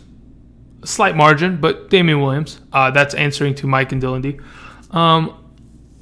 Okay, you guys are talking to each other. I got to move down here. My 10-man league is mostly a third, 3 RB strat league. Hopkins fell in the second round. Wow. Was it a mistake taking him? RB depth. Chubb, Aaron Jones, Eckler, Geis, Peterson, Penny Hunt. Absolutely not. What are you talking about? Look at that running back room. Chubb and Aaron Jones, great, love them both. Eckler, upside of being a starter for the Chargers, much less worst case scenario, the guy has been a pretty good contributor out of that team. His work out of the passing game is just, it doesn't even have to do with Melvin Gordon. Melvin Gordon is going to have more receiving yards and receptions than him if he plays. But if he has the full backfield, I mean, I can't see it Eckler not being a top 24, probably top 16 back out of that backfield. Darius Guice always has upside. You have Adrian Peterson to lock down all of the value out of that backfield. You have Rashad Penny, who's probably my favorite sleeper running back. Sleeper, okay? I use that term loosely, but let's be honest, he's not a sleeper if you're not aware of him at this point. And then you have Hunt just in case. Maybe you have too many running backs. I don't know how many roster spots you have. You don't need a Hunt, but you obviously have him because you have Chubb just in case. I understand that logic. Pretty good room right there, battle plan. All right, we got to scroll. Okay, where are we at here? I got to find, let's see. Okay, you guys are talking to each other. Is Kenny Golladay a solid flex PPR? This is for RXMCY. My starting wide receivers are Julio and Woods. Yeah, Galladay's a good flex in a PPR. I don't have a problem with that. Who do they play week 1? Lions play the Cardinals. Yeah, it should be fine. I know Patrick Peterson's going to be all over his ass, but, I mean, what's your other options? That's your question now. RX, tell me, who's the other option at the flex spot? But otherwise, I don't mind that. Do you think Zeke will hold out? Zeke? Yeah. He said he doesn't know, and I don't know either. But to be honest, if I had to guess, he's not going to hold out. If I had to guess, I think he signs that new contract they just offered him. Let's see here. Where are we? What am I looking at? I got to scroll a little bit. 25,000 Sunny says, my quarterback's Deshaun Watson. I have David Johnson, Aaron Jones, James White, Kalen Ballage, Alexander Madison. My wide receivers are DeAndre Hopkins, Keenan Allen, Robbie Anderson, Emmanuel Sanders, MVS, and I have Ebron and Ingram at my tight end position. I like the depth of the running back and the wide receiver position. I mean, how did you end up with David Johnson and DeAndre Hopkins? That's my true question. Holy moly. How did you end up with both? My boy Cowboy coming out here with, I don't know, what is that, New Zealand? Is that what it is? The NZ? Is that what that means? Am I getting viewers from NZ out here? I have a good feeling about the Cowboys defense this season. Thinking emoji. Why wouldn't they be great? I mean, think about what... Okay, here, let me explain to you why the Cowboys struggled the most last year. Because, trust me, I used to be I am a Cowboys fan, okay? LA didn't have a team for a very long time. I had to pick a team. All right, give me a break. In the playoffs against the Rams, okay, the number one thing I noticed was the linebackers were getting battered. Now, we know for a fact that the Cowboys linebackers, they're not bad. You have Jalen Smith and you have Van Der Esch, okay? Why would both of them be battered? It's because, who's the defensive coordinator? Marinelli, right? Marinelli? He put in Sean Lee. Sean Lee needs to get him out, guys, please. Don't let Sean Lee into the game. I'm telling you, he's too slow at this point in his career. He's just a shell of himself. But all in all, this defense of the Cowboys it's gonna win them games, plain and simple. They're a difference maker on the field, and as long as Zeke shows up, you got a great defense and a good running back. You can just kill clocks and win games, man. But yeah, thank you again for the donation, brother. Okay, let's see here. Najee says the ESPN rankings throw people off. They had him at 28. Oh my God! Look, that is something to know. If you go and you look at the mock drafts for like ESPN before you draft, and you see a player is completely out of their actual ADP, and you can target them, holy moly, that's fantastic. Good job, Najee. Glenn Reyes asks, David Johnson Jr., or that's Duke Johnson Jr., that's not David Johnson, that's Duke Johnson. Thank you very much, Glenn. Or Mixon for the flex? What? And then you say Duke Johnson and Connor 1-2? Glenn Reyes, I'm assuming you're asking, oh, okay, so you have David Johnson, you have Connor. Those are your 1-2. You're asking who should be at the flex spot? 100% it should be Mixon. I'd rather have Mixon than Duke Johnson, and I'll tell you why. There is a 100% occurrence that 100% fact that I don't know what I'm trying to say. The Texans are going to sign another running back. They're not going to let Duke Johnson run this backfield, okay? Plain and simple. Thank you very much. Did I miss RMXC's comment? Because I asked him a question. Maybe not. Okay. Alex, let's see here. I offered Melvin Gordon for Eckler. I got offered Melvin Gordon for Eckler. I have Eckler, and he's not my starting 2 running backs. Holy moly. I might take that. To be honest, Alex, I might take that. That's not bad. Oh, I might take that, but that's so risky. Oh, man. If you're feeling like you want to gamble, that's the way to do it. If you're of the opinion that, okay, I want to avoid risk and I just want to win games and get to the championship, you're probably better off keeping Eckler. But if you really want to roll the dice, if you take Melvin Gordon and he actually comes back, man, that's nasty. That'd be a packed bunch right there. All right, let's see here. Mr. Gonzalez says 12-team PPR, 11th pick. I took Michael Thomas, Connor, Carson, Diggs, Duke Johnson, Calvin Ridley, Robbie Anderson, Latavius in the first 8 rounds. What do you think? Thomas and Connor in the first 2 rounds, fantastic, especially in a PPR. Carson, I'm telling you, one of my favorite running backs this season. I know even in my tier list, I had him a little low, but trust me, I'm willing to reach on Carson in specific drafts. Stefon Diggs, a guy that was a top 12 wide receiver last year, probably being a little brutally undervalued right now because of his injury history, because of the inherent risk there. Duke Johnson, I mean, I think eventually he's going to be a contributor on that team. Whether he's the fullback, I don't know. And then you still have Calvin Ridley and Robbie Anderson, and then you have Latavius Murray as a pretty good high upside handcuff who's going to touch the ball 10 times a week. Good-looking team overall. Let's see here. Moving on. If I go with DeAndre Hopkins, okay, this is for DFS Little Monster. Says, if I go with DeAndre Hopkins at the 5th pick, 18-man PPR, do I go running back with my next pick or wide receiver? It really depends what comes back to you in the draft. Typically, if you have the 5th pick and the draft goes to you in an 18-man league and it comes back, and you know for a fact, okay, this is how we break it down, DFS Little Monster. Plain and simple. The guys that are going to pick before you are all taking running backs. So when the draft comes back around, they're all going to have to eventually address the wide receiver position, but also they're going to draft the second running back. So when it comes back to you, you probably should take a running back, because if you don't, the next 8 picks before it comes back to you are probably going to consist of 4 to 5 running backs, and the depth that might land back to you is not going to be as good. So there's my suggestion. So probably take a running back in that second. But if there's a guy that somehow randomly a really good wide receiver falls to you, if Antonio Brown for somehow falls to you at the, I don't know, at whatever pick that is, if we go 18 there and we come 13 back, the 30-something pick, if Antonio Brown is still sitting there, why not go for a double wide receiver? But again, you want to address the running back position to make sure that you're not left out, because if it goes and comes back and the best available running back is James White and that's your RB1, you're in trouble. Okay, there we go. Moving on. Let's see here. But I think the guys like Josh Jacobs could still be available. But again, it just depends. How do you guys have such stacked teams? 9, 8, 7 Heat. I'm thinking the exact same thing. These guys are incredible. It's because they watch my channel, plain and simple. Let's see here. I'd accept it. Rolling the dice is what makes fantasy football fun. Najee, I agree.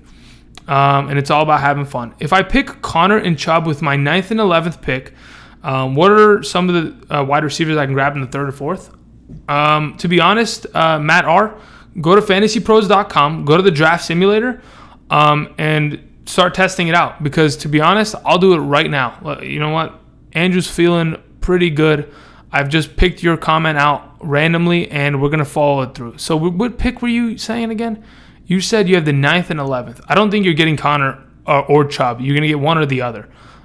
There's no, and what is the scoring format? You didn't say scoring format. We're going to assume it's half PPR, okay?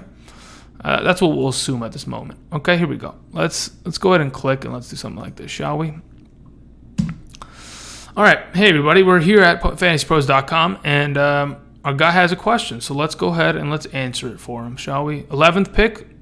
Let's put one flex in this spot, and let's run it. All right, so probably what's going to happen is something similar to what happens on the board as of right now. So, luckily for you, Chubb has fallen to you. If you want Chubb, you can grab Chubb. In the second round, unfortunately, there is no Connor, but you could go double RB or you could take a wide receiver here. Let's go ahead. As of right now, let's say you want double RB because you were mentioning Connor and Chubb. So let's go double RB. Let's grab a guy like Dalvin Cook. Now, when the third and fourth round come around, it's really going to be a question on what kind of depth is available at the running back position still. Because I don't mind going Chris Carson and going triple RB here, but there's also wide receivers like Stefon Diggs, Brandon Cooks, Amari Cooper, Robert Woods that I'm really comfortable with. So let's say, for example, we go ahead, we pull the trigger on a Stefon Diggs here. And then again, in the next round, again, I would want to take Chris Carson here. I think there's a lot of wide receiver depth. And as soon as the draft goes away from you, it's not coming back with good running backs. I mean, you'll be stuck with these guys. These are all fringe guys that are flex players. I'll take a Chris Carson here, and then we'll talk about 5th round and 6th round wide receivers because that's what, look, you see, here's the lesson. You see, now I can wait. There's guys like, Tyler Boyd. Don't mind if I do. He's a good wide receiver too, especially for this first couple weeks. Anything else that it looks interesting? Is there a tight end that's available? Sure. Evan Ingram? Oh, yes. Don't mind if I do. Thank you very much. Moving on. Let's go back. Alrighty. Back to the question, shall we? Where are we at here? Holy moly. Where the heck? Okay. Did I miss anything? All right. No, I didn't miss anything. All right. We're coming back. Let's see here. Yeah, no problem, Gonzalez. Week 1, flex Sony Michel, Latavius Murray, Darius Guys, Allen Robinson. I'll flex Sony Michel week 1. Brian Ambrose. Half PPR indeed. Thank you, sir. No problem. My RBs are Connor and Johnson, and my league is giving me a lot of flack for it. They're not ready. RX, they are not ready. Just the fact that they're talking shit about your 2 running backs being James Conner and David Johnson makes me think that your league is insane. They don't know what? No, they're not ready. All right, I offered T.Y. and Eckler for Elliott. Whoa, my God, Alex, you're insane. You're insane. We'll see how, I don't know, man. I wasn't saying go and offer that. I was saying, didn't you want to, maybe that's a different person that was asking if they wanted or if they needed more depth at the wide receiver position, but moving on. I'm in an 8-team league. This is for Brody Rogers. I'm in an 8-team league, flex PPR, half PPR. My team is Watson, Wentz, super flex. Thank you. Watson, Wentz. Boom, thumbs up. Winston, even better. You probably need to trade one. Jackson. You have 4 quarterbacks? What are you doing? No. Wait, what? And then you have Hopkins, Adams, Hill, Brown, and Gordon. Where are your running backs? Brody, where's your running backs, bro? Holy shit. Moving on. Thomas says, crazy that Chubb has risen into the first round now. Traded Damian Williams for Chubb in my league. Have Chubb in my flex. Appreciate the videos, man. Always going to support. Thank you very much, Thomas. Much appreciated. Cyrus, what are we saying here, buddy? I'm going to scroll up because I lost it. Did I lose it? Where the heck did you go, man? Cyrus, there you go. If you don't have to buy on, the program doesn't show how real drafts happen this year. What? If you don't have the buy on... Oh, okay. Okay, yeah. For Fantasy Pros... Hey, but to be honest, it works off a pretty good ADP there. But that's the whole point. You want to actually do live mock drafts. Let's see here. What is going on? All right, Brody Rogers. You have Freeman, Jacobs, Jones, Duke Johnson, and Kelsey. Your team looks really good, dude. Plain and simple. If you lose this year, it's because you drafted too many quarterbacks. If I was you, I'd take Lamar Jackson and Jameis Winston and probably go and find yourself another running back in case. But you have Freeman, Jacobs, and Jones, man. Oh, my God. I'm telling you, you can go and probably trade those quarterbacks. You don't have to trade them right now. Just wait for them to have good week 1s. Lamar Jackson is going to torch the Miami defense week 1, and Jameis Winston is going to kill the 49ers. Eventually, somebody's team is going to have a terrible quarterback play. Roethlisberger will mess up. Somebody else is going to mess up, get injured. You'll be the guy to go to. Edward Brewington said, picked off Devontae Adams and Kamara early.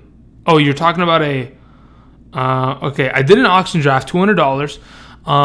Have Aaron Rodgers, Goff, okay. Devontae Adams, Kamara, Fournette, was it David Montgomery, Latavius Murray, Miles Sanders, Dede Westbrook, Chris Godwin, Evan Ingram, Michael Gallop, and Philadelphia defense. Good-looking team. Good running back depth there with Kamara, Fournette, and Montgomery. And then you also have Latavius Murray handcuffed with upside potential flex play. Miles Sanders can be the number one there. Devontae Adams. And then you have Dede as your number 2, but you still have Chris Godwin's your number 2. Dede's your 3. That's a good-looking team, Edward Brewington. Good-looking team there. Let's see here. This year is not the... Okay, this is Pablo Alvin saying, this is not the year for early tight end in your draft. It's going to affect the rest of your draft immensely, especially how weak the running back position is this year. Running back position is not that weak. The whole thing is you have to take the tight end position as if it's a wide receiver. So you have to value it as such. If the top 8 wide receivers are off the board, I'm taking Kelce. Why? Because he is the number 8 wide receiver. Even though you play him at tight end, he's the number 8 wide receiver from last year in terms of total points scored in half PPR. So you have to look at him as a wide receiver at the tight end position. And to be honest, Kelce he's a bye week at week 12. You don't have to replace him for so long. Just say. Moving on. Week 1 flex, Aaron Jones or Sony Michel? Aaron Jones against Chicago, Sony Michel against Pittsburgh? I don't know yet. That's close, to be honest. I honestly, come back to me next week. Listen, we all know that Andrew's going to be putting out a running back ranking video on, was it Monday or Tuesday? Probably Tuesday. Because typically Mondays are usually waiver wire. There's no waiver wire week 1. But your answer will be coming soon, Reyes. It's coming soon. 9th pick, if Zeke is on the board, do I pick him? Are you willing to lose the league if he doesn't play? And the other question is, when are you willing to draft Tony Pollard? Because these are extremely valuable questions. But if at number 9, if it's me, I'm taking Zeke. And I'm pairing him up with Pollard. I'm going to try to grab him in the 9th or 10th round just to be safe. And it's the risk I'm willing to take because he is a running back that could potentially be the number 1 overall, especially what we saw him do last year since Amari Cooper came into the team. They only added offensive weapons like Randall Cobb, Jason Witten coming back, going to be a great blocking tight end, Travis Frederick coming back. I'm telling you, Zeke is the number 1 RB if he signs, man. You just got to show up, Zeke. Damn it. All right, but I'm depressed. Moving on. In your opinion, how much time do you spend on the big 3 RBs, and how much do you spend on RBs in auction and budget? The most I'm willing to spend for a top 3 RB, 70. Even then, I don't like it. Like, honestly, I could live without it. But 70 is probably the way I would go. Quentin. Let's see here. Let's see. Okay, I have the number 1, the number 11, and the number 21. I'm assuming pick 10-team half PPR. Do I go Saquon, Julio, Evans, Saquon, Julio, Damian Williams, Saquon, Connor, Evans, Saquon, Connor, Damian Williams? What trio sounds better? Okay, thank you for at least breaking it down. I appreciate that. So, if in fact everything goes your way, I personally would go with, this is a half PPR. I would take Saquon, Connor, Evans. Maybe even Damian Williams. Saquon, Connor, Evans seems like the safest, but I don't mind the triple RB start with Damian Williams. That is not bad, Rock 18. Not bad. James Kim says, yo, what's up, man? Let's see here. Hazelnut says, Johnny Manziel or Ryan Leaf walk into a bar. Okay, let me hear it. What's the rest? I got Kamara for 69. Thank you, Edward Brewington. Exactly. And you got Devontae Adams for 59. Wow. But yeah, the top end RBs, whoever was just asking that, that's how much they typically go for, 70. So that's a pretty good auction value right there. Let's see here. Tish. Oh, God, I got to scroll a little bit. Pollard's going in the 8th now? Holy crap. Yeah, the more he does, the more time that passes that Zeke doesn't sign, the more value that Tony Pollard's going to have, plain and simple. You got Wentz as a bounce back candidate, 100%. 100%. The guy was okay, listen. Let's put this into pretty basic terms. Last season, he came back, like week 3? Even when he came back, he was throwing 2 touchdowns a week. The only week that he was terrible was against the Saints. He threw 4 interceptions. If you take all the fantasy points that he put up on a weekly basis and you eliminate that game against the Saints, the dude was putting up 22 fantasy points a week in 6-point per passing touchdown leagues. He was a 2017 MVP candidate before his ACL tear. So Wentz should be a pretty good bounce back candidate. RX, let's see here. Cooking with Curry. Welcome back. I recognize the name. Let's see here. Say half PPR. R3, P3. I feel like grabbing Thielen over Brown and Evans. To me, it seems like a safer pick. What do you say? Sure. Look, as of right now, ranking wise, they probably are. They're close. They're all sitting in that 8 to 11 range. Personally, I don't think one of these guys is inherently more. They're not safe. Like we saw Adam Thielen struggle in the second half of the season. Why? Because all they did was double team him. So I don't know. It's just. I think they're all good. Personally, I probably... Wow. Between those 3, I'd probably go with Brown. No, I'd probably take Evans. I take Evans, Brown, then Thielen. But, man, it's close. But, yeah, honestly, they're all so close to the wide receiver position that you can go with any, and they're probably going to score similar amount of points. Took a chance and overspent. Okay, yeah. What does this say? T.Y. Hilton was second in 40-yard receptions, as you mentioned in one of your videos. Who was number 1? Yeah, let me go ahead and check. I think so. You commented that yesterday, and I wasn't able to get back to you. Guys, again, forgive me for not being able to comment back on everyone's questions in the comment section. That takes so much time. It's easier to just spit it out like this, guys. Trust me. Let me go ahead. Let me find that stat really quickly for you. Last season... Oh, God. Okay, we might have to go looking for that one because I don't have... I usually favorite the tabs that I like. Let's see here. Is this going to have it for me? Come on. I got to find that number. I'm assuming it's Tyreek Hill, by the way.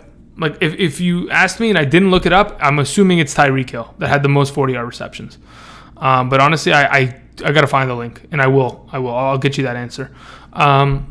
Let's see here. Should I keep Deshaun Jackson or pick up Michael Gallop? Keep Deshaun Jackson. Nestor Amendola.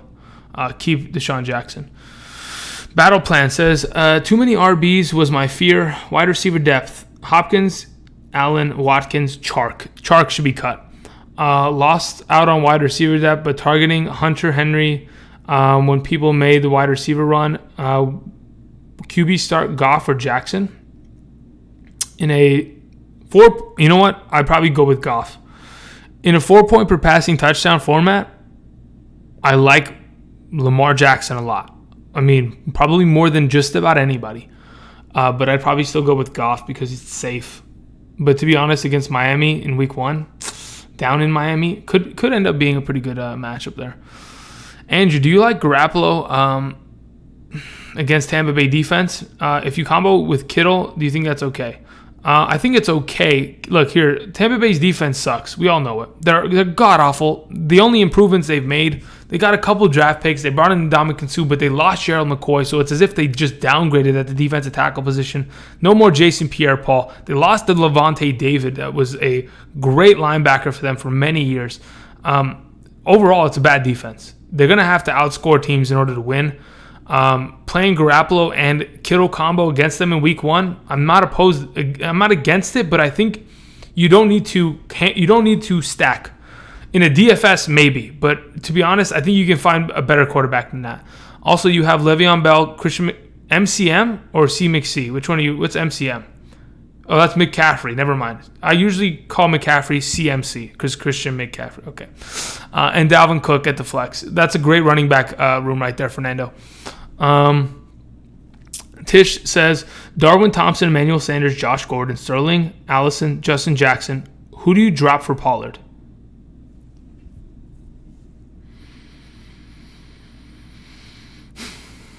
Emmanuel Sanders.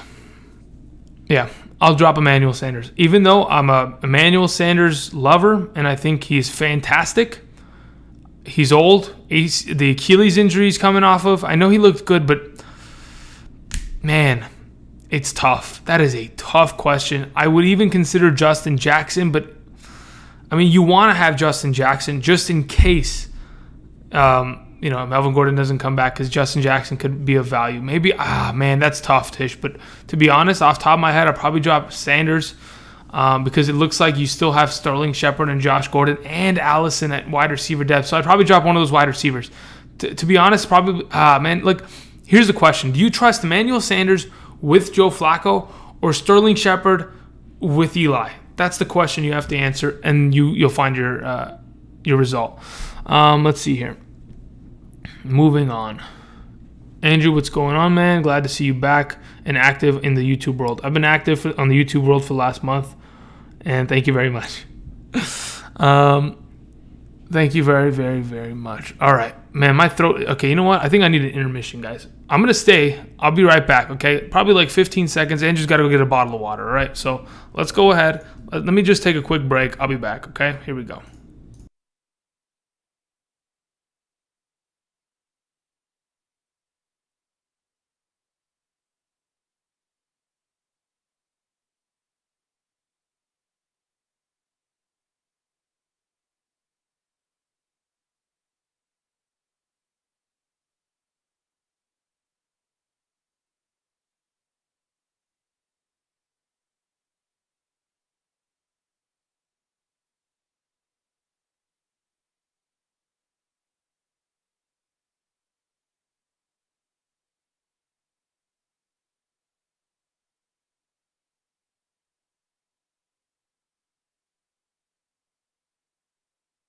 Okay, I'm back. Don't worry, I wasn't gone for long, guys. Come on.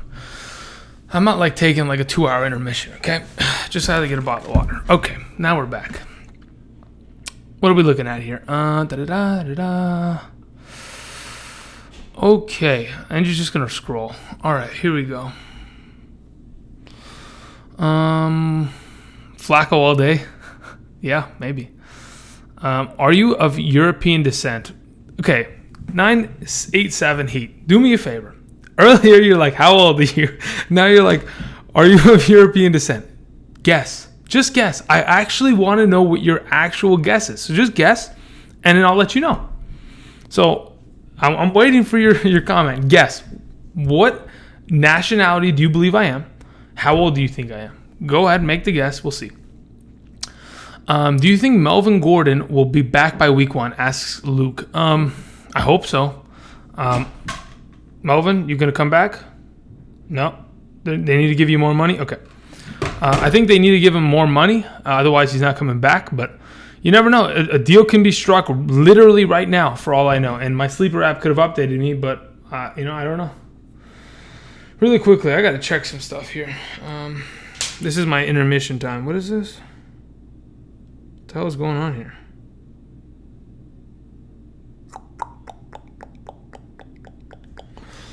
Okay, let's see here. Okay, what's your thought? Okay, Edward asks, what are your thoughts on Kirk Cousins?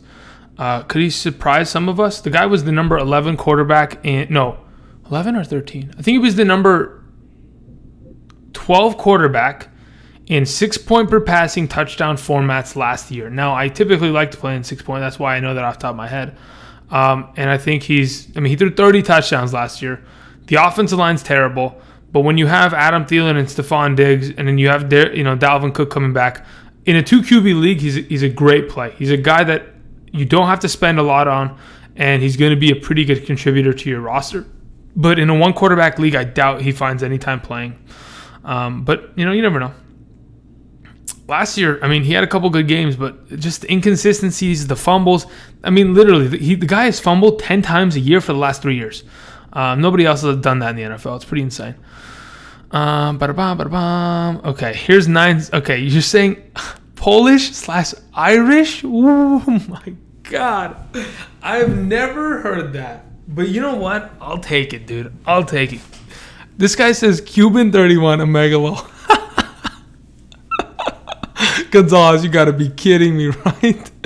All right, guys, I'll tell you in a second. Let me just see these guesses come in. Let me answer some more questions. Curtis Samuel or Gallop? Fantasy Talker, 100% Curtis Samuel, not even close. Let's see here. Receiver depth: DeAndre Hopkins, Robert Woods, Josh Gordon, James Washington, D.D. Westbrook. Full PPR. How'd I do? That's some fucking great wide receivers, dude. That is a great group of wide receivers. Plain and simple. Reyes. It's a great group. Oh my God. You just have so much upside there. Like you have your number 1 and 2 Hopkins and Woods that are settled, and then D.D. Westbrook, who could potentially be a wide receiver too, and then you have Gordon and then you have James Washington, who could be the number 2 wide receiver of his own respective team. It's just great upside there. So we have a Polish and Irish guess. You know what we're gonna do? Give me a second, guys. Give me like a half of a second. Let me see here. You know what? I was gonna make a straw poll. We'll do that in a couple minutes. All right. Right now, I just have to actually catch up on this chat. What do you think about Tevin Coleman in a 12-team league? I think Tevin Coleman is a good flex running back. I don't want him as my RB2. I'm willing to have it if my wide receiver, tight end, and quarterback positions are top tier. But personally, I want Tevin Coleman at very best to be my flex starter. Christopher Holyfield, 100% accurate, but not really. Close. 29, too old. Andrew's under 25. RX, you are 100% accurate. Under 25, yes. And Christopher was really close, but not there yet. I mean, you're getting it's somewhere between there, guys. Come on, put the math together. Dropped Moncrief for Pollard because of Washington isn't able to. I believe Moncrief will lose his spot. What's your opinion? I agree. James Washington is going to be the number 2 wide receiver of that team sooner rather than later. I don't know how long that's going to take, but I think dropping Moncrief for Pollard is a pretty good insurance policy, love God. Let's see here. You're saying, at Andrew, I have Robbie Anderson in the flex. I have Eckler on my bench. If Melvin Gordon doesn't play, do I start Eckler? Yes, 100%, no doubt. Start him up at the flex if Melvin Gordon is not there. In a 10-team super flex league, I have Rivers and Kyler Murray on my quarterbacks. Perfect. I traded for Watson. I traded Watson for Zeke, so I have McCaffrey, Zeke, Fournette, and then my wide receivers are Juju, Lockett, and Boyd. Isaiah balls so hard. You literally, I mean, I don't say it often, but I think you could win your league just off the roster you have right now. Plain and simple. I really do believe that. Just off of the roster you have now, like I don't care that you have Rivers and Murray as your top 2 quarterbacks. Those are guys that are going to consistently produce. They're not going to win you weeks. They're not going to lose you weeks. But the rest of the guys, the McCaffreys, the Zekes, the Fournettes, the Juju, the Lock, they're going to win you the weeks. So, great looking team, Isaiah. Let's see here. African American descent. God damn it. Oh my God. You fucking troll, dude. You fucking troll. Oh my God. I love these guys. You guys are fucking hilarious, dude. I'm not kidding. You guys are hilarious. Maybe some of you think you're funnier than you actually are, but some of you have some nice comedic relief there. Let's see here. I gotta scroll up. Mexican, 16 years old. Oh my God. You guys are fucking great. And American, oh my God. No, I'm not Jewish. Do you know what? A lot of people, dude, there's someone in my comment section all the time that tells me Mazel Tov. I'm not Jewish. So I was like, all right, you know what?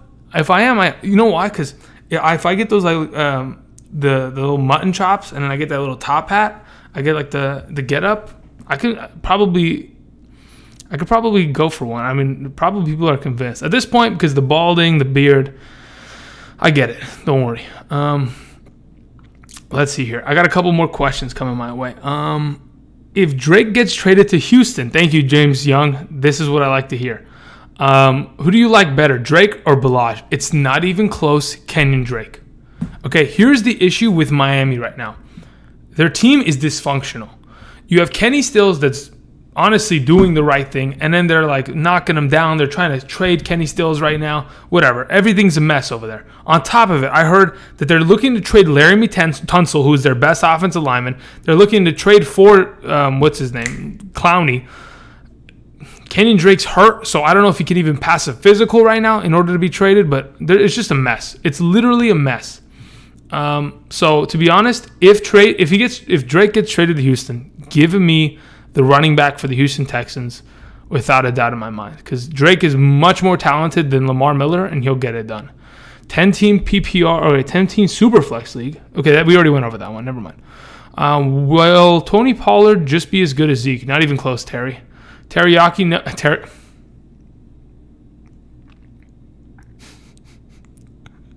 Dude, some of your guys' names are fucking gold. Your name is literally Terry, first name Yaki, last name. It shouldn't be that funny. It shouldn't. It honestly isn't funny, but it's good, and I respect it.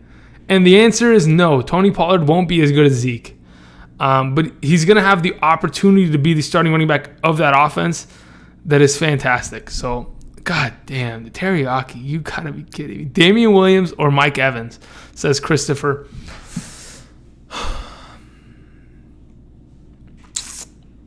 I'll take,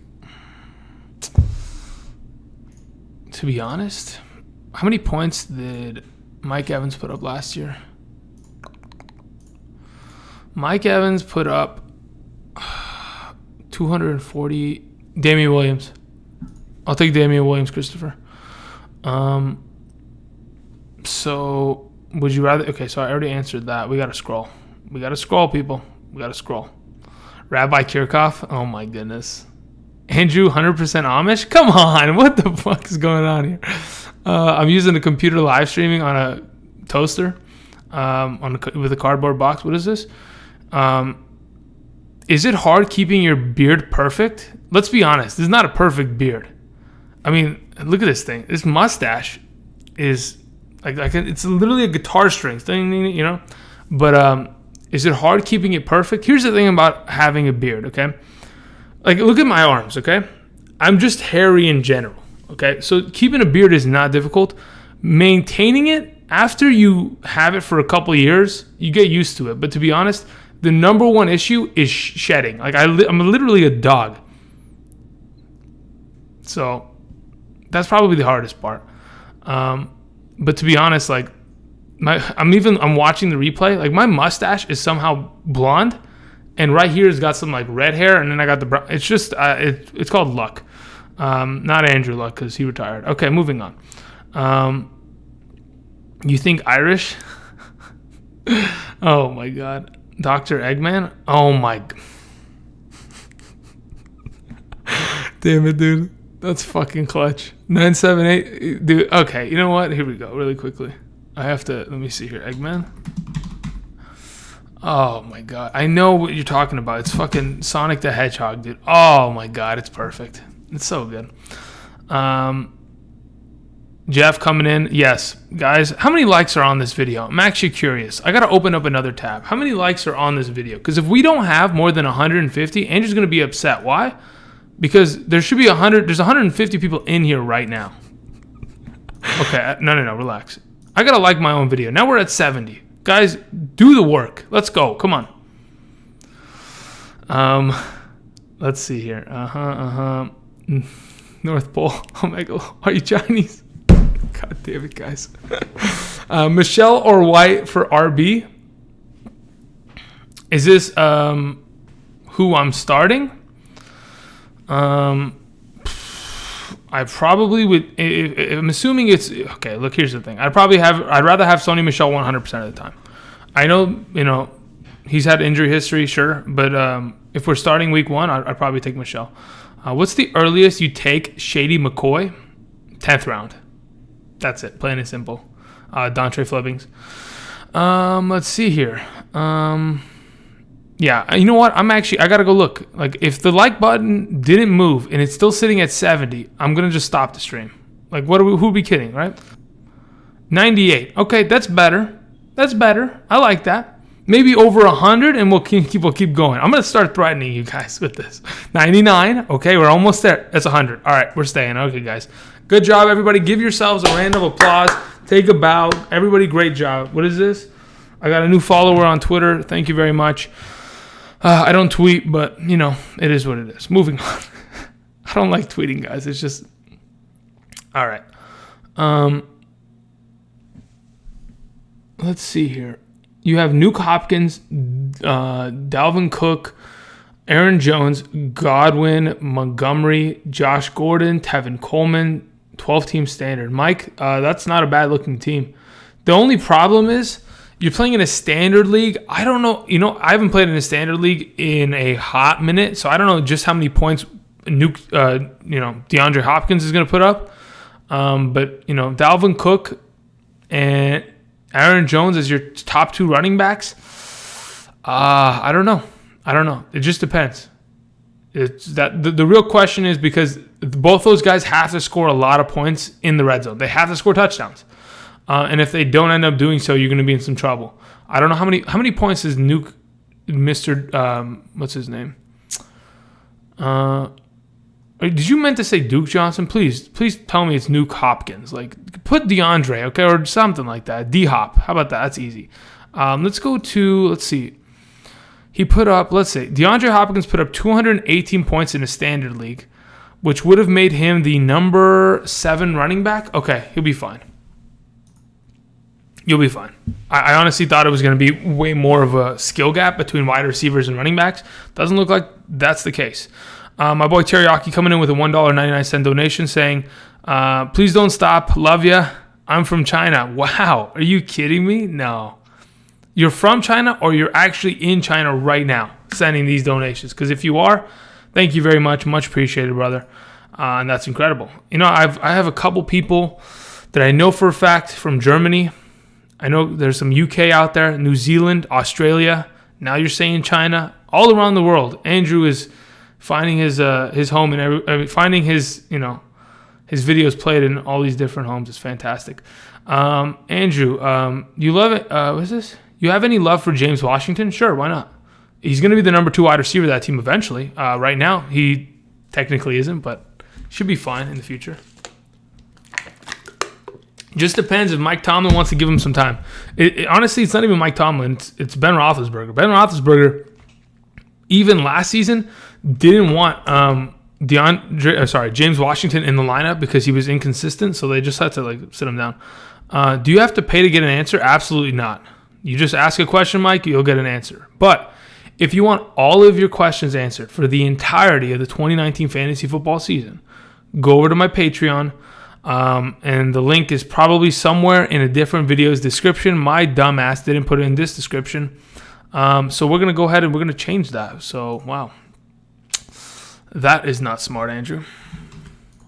So, let's change this. That works. Hopefully that updates. Moving on. Let's see here. Damian Williams or Kerryon Johnson, super close, dude. Probably Damian Williams we're splitting hairs. They're probably going to, in my opinion, score the same amount of points. But to be honest, when we're talking about offenses, Damian Williams associated with a better offense. But Kerryon Johnson probably not going to lose his starting job. Kerryon Johnson probably will split snaps with C.J. Anderson. They're in the same kind of situation. They could potentially split snaps. But Damian Williams has probably the upside of the offense being so good. Just tweet when you go live. The question, look, here's the thing, Michael. I don't go live often. Why? Because we've been here for literally 2 hours, and that's why I don't go live. Because when I show up, I got to talk to you guys for 2 hours. 1 hour doesn't cut it. That doesn't suffice. I got to talk for multiple hours. So, and I haven't done a live stream in so damn long. So, let's see here. Let's see. Nude Hopkins. God damn it, Hazelnut. All right. Mike Williams or Tyler Lockett? Give me Tyler Lockett. He's the number 1 of his respective team. Mike Williams sure has the touchdown upside, but so does Lockett. They both scored 10-plus touchdowns last year. I'd just rather have the number 1 target of the Seahawks rather than the number 2/3 of the Chargers. Hunter Henry or Vance McDonald's? Yeah, McDonald's. Give him an advertisement. Okay, give me Hunter Henry. Yeah, Hunter Henry, Aaron. Let's see. I misclicked on Ingram instead of Hunter Henry. Please tell me it's going to be okay. Hold up. Chase, please. Hold up. Evan Ingram is like my number 4 tight end this year. Evan Ingram's going to be fantastic. You actually got lucky that you didn't take Hunter Henry and that you took Evan Ingram. Oh, you're set, dude. You're set. I'm telling you, you're set. You're good to go. Don't worry about it. Let's see here. 987 Heat coming in with some great questions. So to answer the question, I'm 24. Sign language, by the way. I'm 24, so that's that question. Now, what nationality am I? Until someone guesses it, I'm not giving that up. We'll go around in circles. Somebody guessed Russian. No. Moving on. And somebody guessed Irish, somebody guessed Amish, somebody guessed Korean, somebody guessed African. There's going to be guests for probably Kenyan. There's going to be someone guessed Cuban, someone guessed Mexican. No. Answer is no to all of them. I guarantee you nobody finds the answer. And if you do, literally, I'll give you a Patreon sub for free. Legit. I'll give you my draft kit. If you can guess what nationality I am, I'll give you my draft kit. I'll email it to you. I'm not even playing. Let's see here. Jeff coming in with a $2 donation. Kiki Cutie's continued injury risk? Question mark. Yeah, let's actually look this up really quickly. Let's see what because look, here's the thing. What I heard the other day was Texans not hopeful that Kiki Cutie will be available for the season opener. That in itself is already a problem. Now, if you guys haven't seen the injury that Kiki Cutie, oh my God, guys. What the hell is going on here? All right, so we actually have a winner. I'll get to it in a second. We actually have a winner. But to answer Jeff, you guys can stop guessing. Someone already won. Okay, stop right now. Kiki Cutie continued injury risk. Yes. Last season, how many regular season games did he play? Like 4 or 5? The guy has always been just inherently, it's tough. I mean, last season, when he played and he had over 10 targets, the guy was a great receiver. But honestly, Jeff, I don't see Kiki Cutie. Oh God, you guys are spamming so hard. Being readily available until maybe the second, third week, and even then, the injury risk. It's dead weight on your bench if, in fact, he doesn't end up playing. Okay, so we have a winner, by the way. Okay, so we can stop spamming. Okay, now that we've gotten that, and I'll tell you who the winner is. Let me go up. Let me just find the. All right, cool. Chase, you win. Not even joking. Chase Mac wins. So here's the deal, Chase. This is what I need you to do. Chase, do you have a Twitter? That's the question. If you have a Twitter, DM me. If you DM me, I will make sure that I can send you the draft kit. Plain and simple. And yes, the answer is Armenian. So that is what I am. And you know what's hilarious? Wood D came in a split second behind him with the identical guess. It's insane how you were so close, but yet so far. You're so close, dude. You're so close. Holy moly. Mongolian? Oh my God. I'm telling you. Oh my gosh. Let's see here. So Chase, DM me on Twitter, dude. If you have one. If you don't, then we're going to figure it out in a couple seconds. American, duh. Yeah, technically I'm born and raised in America. Yes, California kid over here. Kiki Cutie sucks? Absolutely not. That's not the case. Injured? Yes. I had the 4th pick and got these guys in order. How do you think I did? DeAndre Hopkins, Mike Evans, Damian Williams, Sony Michel. I like that. It's not bad. Depends on the scoring format, Jet, but to be honest, double wide receiver, decent. Damian Williams has the upside. Sony Michel. Yeah, I think that's okay as long as it's PPR. If it's not PPR, it's a little bit more inherently risky to go double wide receiver, but I think it's okay. Should I start Dak Prescott over Rivers in week 1? It depends if their running backs come back. If Melvin Gordon's back, I'll take Rivers. If Zeke's back, I'll take Dak Prescott.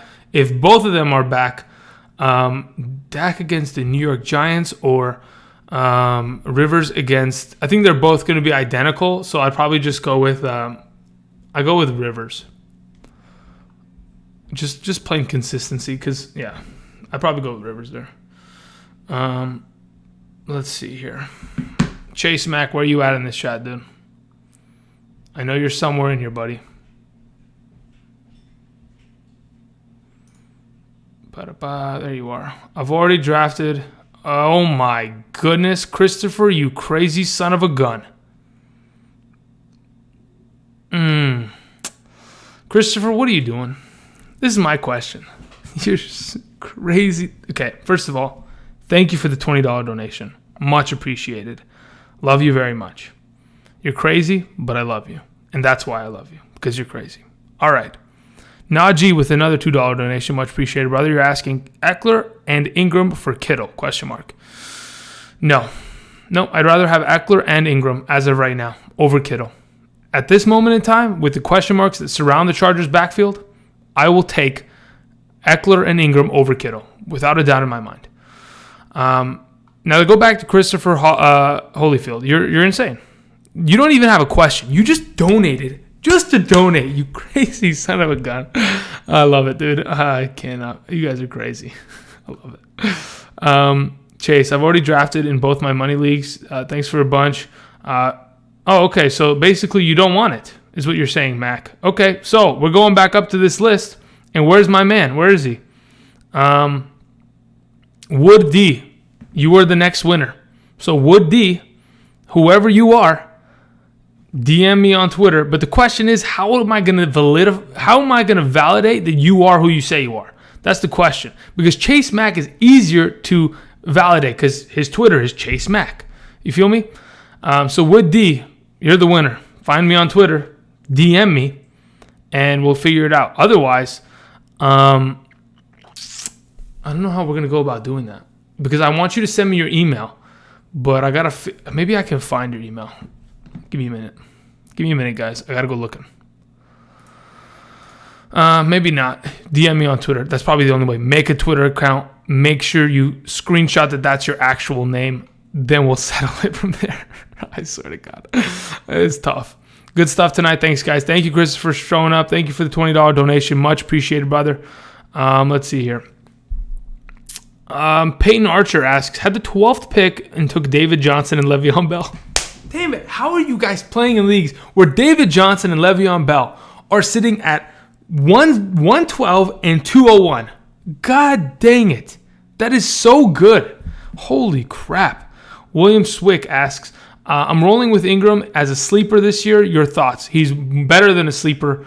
Mark Ingram is going to be a flex play this year on a weekly basis because of just how much that team runs the ball, plain and simple. Let's see here. It's a drab background. Daniel, I don't understand what drab is, so let's go ahead and look this up, okay? Because my vocabulary is probably not as good as yours, so let's look this up. Drab. Lacking brightness and or interest. Okay, but here's the question, Daniel, because I'm actually curious on your opinion. Okay, are you coming to look at the background, or are you coming to look at me and ask me questions? That's legitimately my question. Now, if the background bothers you, well, this is my bedroom. So if you'd like, you can go ahead and donate me $10,000 and I'll make a studio. I'll change my room into a studio. I'll get rid of the bed. I'll sleep on the floor. Other than that, it's kind of hard, guys. I don't have, the money to buy a studio or to even, get like the padding on the wall for like noise proof or get an extra room or, I'm living in California. It's expensive enough. So, sorry that you don't like the background. I'm not putting any posters on the wall. I'm not 12 years old. And I'm just leaving it as such. So, sorry. But good vocabulary. I learned a new word because of you now, Daniel. I'm tilted. I'm fucking tilted. Anybody else playing Classic WoW? Anybody? Let's see. Anybody else playing Classic WoW? That's my question. All right, what were you saying, Daniel? I got to go find your comments. You got to go up a few, LOL. No, it doesn't. You said Cali, dude? Yeah, I'm from California. What's up with it? Hell yeah, brother. Mike, are you playing Classic WoW? That's what I like to hear, baby. I'm about to go play Classic WoW right after this. Not even joking. Let's see. Worst team in my league currently has 2 running backs, David Johnson and Josh Jacobs. Haha, that's not that bad. My league entry is $200. Entry fee also. Wow, that's pretty expensive, Peyton. But to be honest, if that's your hitter league, why not? Michael Emerson, $2 donation. Thank you very much. And from that picture, it looks like you got a gnarly mustache, brother. Long question, kind of. What's the long question? Let me hear it. You bringing it? Let's go. What's up, Andrew? What's up, Paul? How you doing? Let's see here. I miss WoW. I'm telling you, WoW Classic. But to be honest, $15 a month, I don't know if I even have enough time for that. What is something you'd like to do as much as fantasy football? I mean, there's a lot of things. But as of right now, fantasy football is the main focus because it's the season. If it's the off season, actually, I spend just as much time on off season stuff. All right, let's see what Michael Emerson's saying. It says, I have Godwin, Ridley, Robinson, Watkins for my wide receivers. My running backs are Elliott, Pollard, Mixon, Mac, Duke Johnson, 10-team league. Should I trade? Okay, can we stop scrolling? Damn it. Should I trade an RB for number one, wide receiver 1 or 2? All right, so you have Godwin, Ridley, Robinson, Watkins. Your wide receivers are, to say the least. Elliott, Pollard, Mixon, Mac, Duke Johnson. You got good running back depth. Should you trade a running back for wide receiver 1? Yes, 100%. Because the thing is, like, okay, let's say Zeke comes back, or even if he doesn't, you have Pollard. So one of those two guys are starting, Zeke or Pollard, okay? That's off to one side. Mixon and Mac have to start. So where does Duke Johnson go? Duke Johnson is sitting on your bench. Now, I don't think that you can trade Duke Johnson for a wide receiver 1.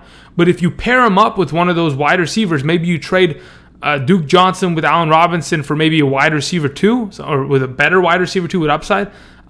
Maybe if you can go after a guy that has, like, it just depends who's willing to trade. But to be honest, yes, you need improvements at the wide receiver position. Godwin's great. Watkins is great as long as he stays healthy, but I don't think he's staying healthy anytime soon. Let's see here. Najee says you should make a Discord, Andrew. I have one for Patreon users. Oh, God. Set up a GoFundMe and build a studio. But, okay, here's the thing, Kevin. You think it'll actually happen? Do you actually think it'll happen? I don't know.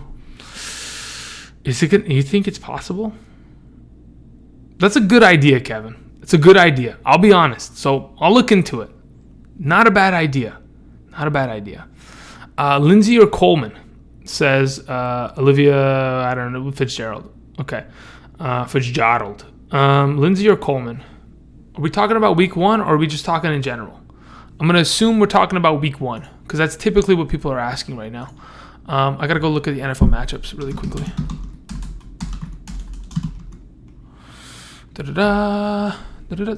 Okay, we have the Denver Broncos playing against, and I quote, where are the Raiders, okay? Raiders got terrible defense on Monday night.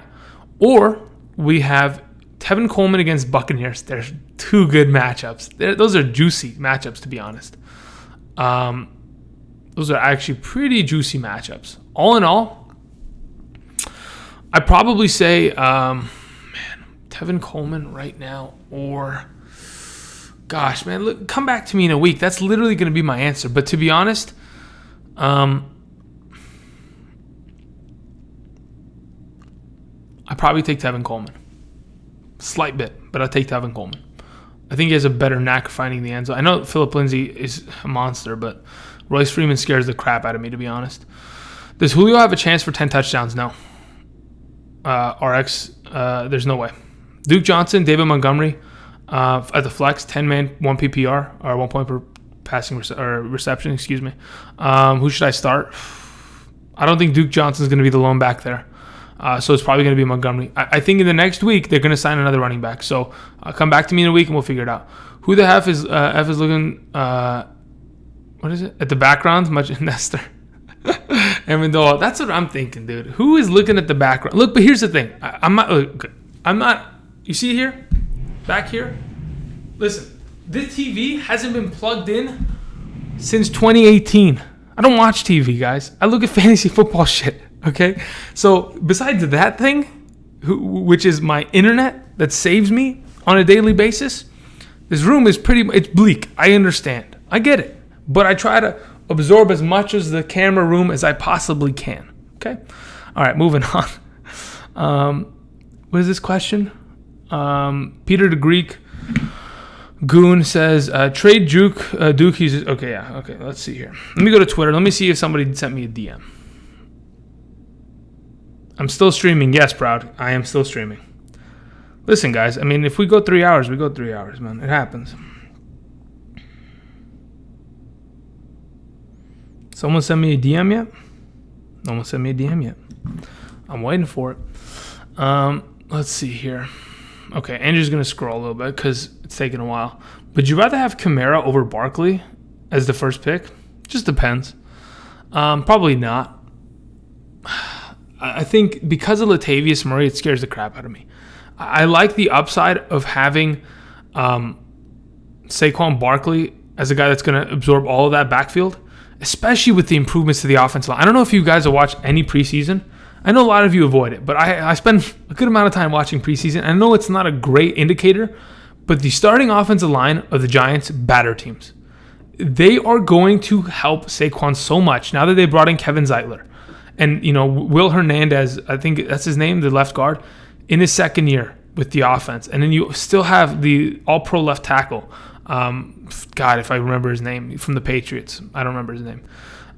That's a good offensive line. So I'd rather go with Saquon, in my opinion, because Latavius Murray's sitting there taking a bunch of touches away, potentially maybe snagging a touchdown here or there. No love for Will Fuller upside? Yeah, sure, why not? Will Fuller has great upside. Again, I've mentioned it before in the past. In the 13 games that he's played with Deshaun Watson, the guy scored 11 touchdowns. So, great upside. I got to scroll up a little bit, guys, because there's so many messages. Thank you for all the help. No problem. Marlon Mac or Phillip Lindsay week 1? I don't know. I'll figure that out next week, guys. Rather Diggs or Thielen? Thielen. Diggs is going to miss 2 games, guys. He always gets injured. Julio, no 10 touchdowns. Why not? When was the last time he did it in his career? Let's go find it. Let's go find when Julio Jones scored 10 touchdowns the last time in his career. Oh, that's right. He hasn't scored 10 touchdowns since 2012. I rest my case, Your Honor. Thank you very much. Moving on. Let's find the next question on this list. Let's see here. Brady underrated this year? Brady's underrated every year. Tom Brady is going to be a good quarterback. Why? Because he's a great quarterback. Now, whether or not he's relevant in fantasy, it's going to be determined by the receiving game. You're missing Gronk. You're missing a lot of wide receiver help. Sure, you get Josh Gordon back. And James White is turning into a real dependable receiver for him. But, yes, he's going to be undervalued. Is he going to throw 29, 30 touchdowns this coming season? Potentially. He's done it, throughout his entire career. I don't see him slowing down. I know they like to run the ball more in the last couple of years, with LeGarrette Blount in 2016, Dion Lewis in 2017, last year with the Michelle White combo. They brought in Damian Harris. They want to run the ball more, right? They want to take the stress off of the back of Tom Brady throughout the season and kind of let the defense and the running game kind of dictate the game. But Brady, yeah, he's underrated, King. Let's see here. We got to scroll. Andrew, who is Darius Jackson? Is that the are we doing Jeopardy? What is Darius? I don't know. Who is Darius? Let me think. I'm not going to even look it up. Darius Jackson. Okay, I don't remember. Darius Jackson, guys? Who the heck is Darius Jackson? Oh, no, stop. No. The answer is no. I get it. No. Tony Pollard. Thank you. Where's the gauntlet?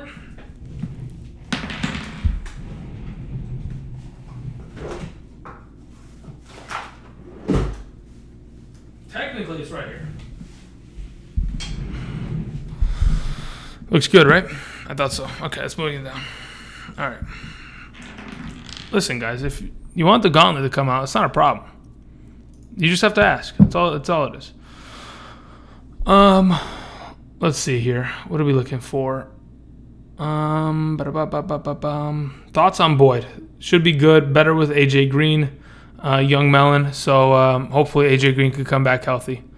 By the way, this is an oven mitt, and it got recalled because people actually got burnt because they wore it. Can you believe that? That's the funniest shit I've ever heard. Oh, my God. Start Jacoby Brissett or Winston week 1? Winston. It's not even close. What's up, Andrew? Love the content. Thanks for James. Thoughts on James Conner in a standard? Top 7 running back. Plain and simple. Dede Westbrook or Geronimo Allison? Ricardo, that is a great question, and it's really close. Dede Westbrook or Geronimo? To be honest, I like Dede Westbrook this year, but Nick Foles is the question mark comparatively to Aaron Rodgers. So as of right now, oh man, I'd probably go with Dede Westbrook slightly, but they're really close, guys. Like I'm thinking off the top of my head, it's pretty close. Is this not okay? Cool. Never mind. All right, guys. What time is it? We've been streaming for 2 hours and 20 minutes. So, Jesus Christ. What's up, Andrew? I have the 8th pick. I'm so confused right now. James Conner. Is getting James Conner too early? No. Bad Mofo 1? No. James Conner at number 8? It's perfectly fine. I don't mind that at all. Let's see here. Trade away Michael Thomas and Jalen Samuels for Kerryon Johnson or Mark Ingram and Darwin Thompson? No. I'd rather have Michael Thomas and Jalen Samuels over Kerryon Johnson and Darwin Thompson. Kamar Mood? Yeah, no. 100%. I'd rather keep the Michael Thomas. Let's see here. Kyler Murray or Jared Goff week 1? I don't know. I don't know about week 1 matchups, guys. Haven't looked at it. Been working on my draft stuff. Forgive me, but next week, guys, I'm telling you, when is, let's see here. September 3rd, you'll get running backs. September 4th, you'll get wide receivers. September 5th, you'll get quarterbacks and tight ends. September 6th, you're going to get hidden gems. September 7th, you'll probably get a live stream. And then on the morning of September 8th, week 1, Sunday morning, there'll probably be another live stream, okay? So just relax. We're going to get there, all right?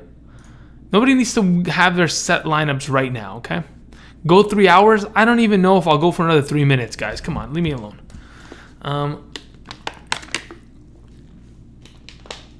But yeah, I'll try. Maybe I'll try.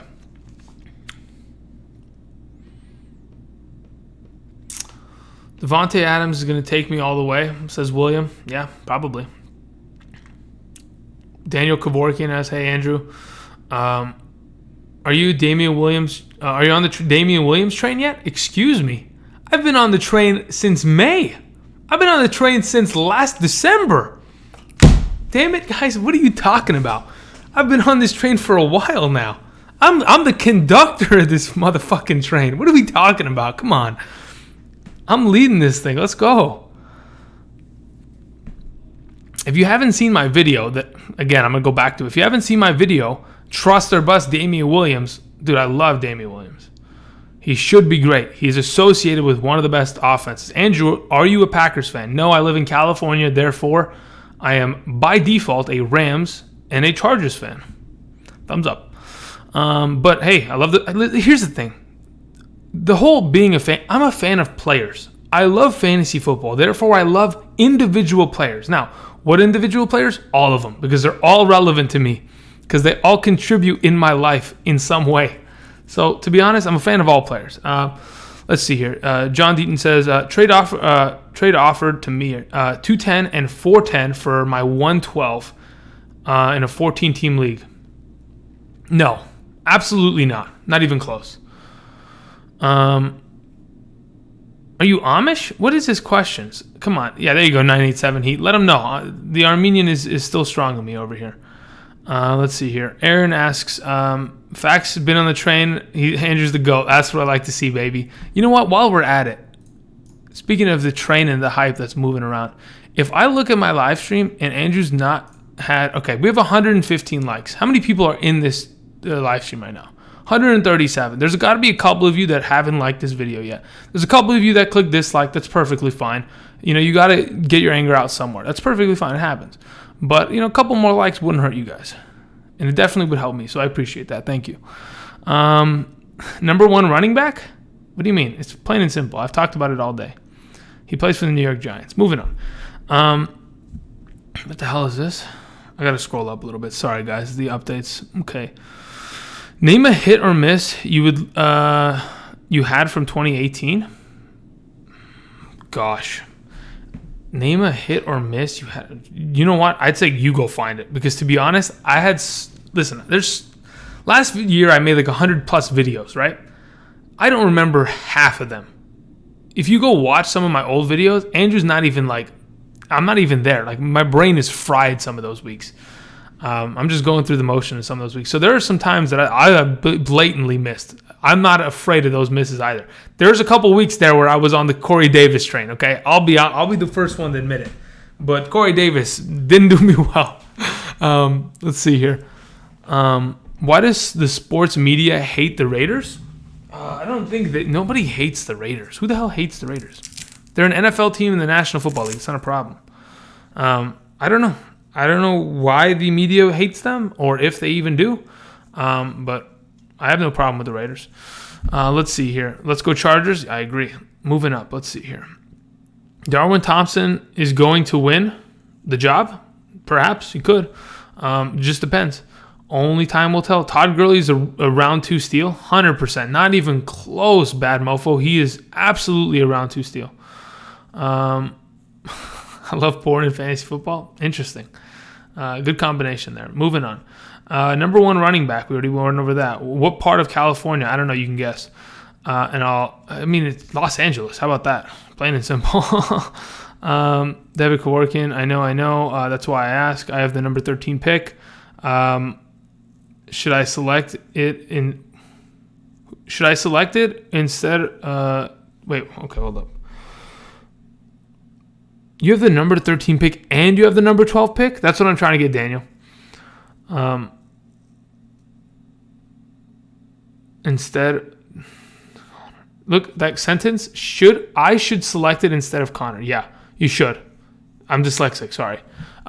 You should make your pick. If you have the 112 or the 113, I'd rather have both those instead of the 210 and the 410. Yeah, I don't... Listen, I understand the value of getting more depth at the position, but I want a first-round guy, and I'd rather take those first-round guys, especially in teams or in leagues that have 14 teams or 16 teams where players are just coming off the board really quickly. 0 RB question mark? Potentially. Just depends where you draft. I'm the number 1 0 RB guy over here, guys. So what pick number is your favorite to draft at? Doesn't matter. I've drafted at every spot this year. In my Patreon leagues, I've probably drafted at every single position. In those 7 leagues, I've drafted at 1, at 12, at 5, at 7, at 9, at pretty much anywhere. Is there any place I like? I don't like sitting on the ends.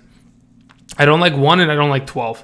Why? Because what typically happens is guys that are the number 2 or the number 11 pick will steal the player right in front of my face. And I hate that. Sure, you can happen anywhere else, but at those spots when you're waiting so long for the pick to come back to you and they take it right in front of your face, god damn, that hurts. But to be honest, there's not an amazing spot. All right, let's see here. I sent you a message on Patreon. Okay, let's go ahead and see this real quick. Sorry, I've been busy for quite a while now, so we'll figure this out.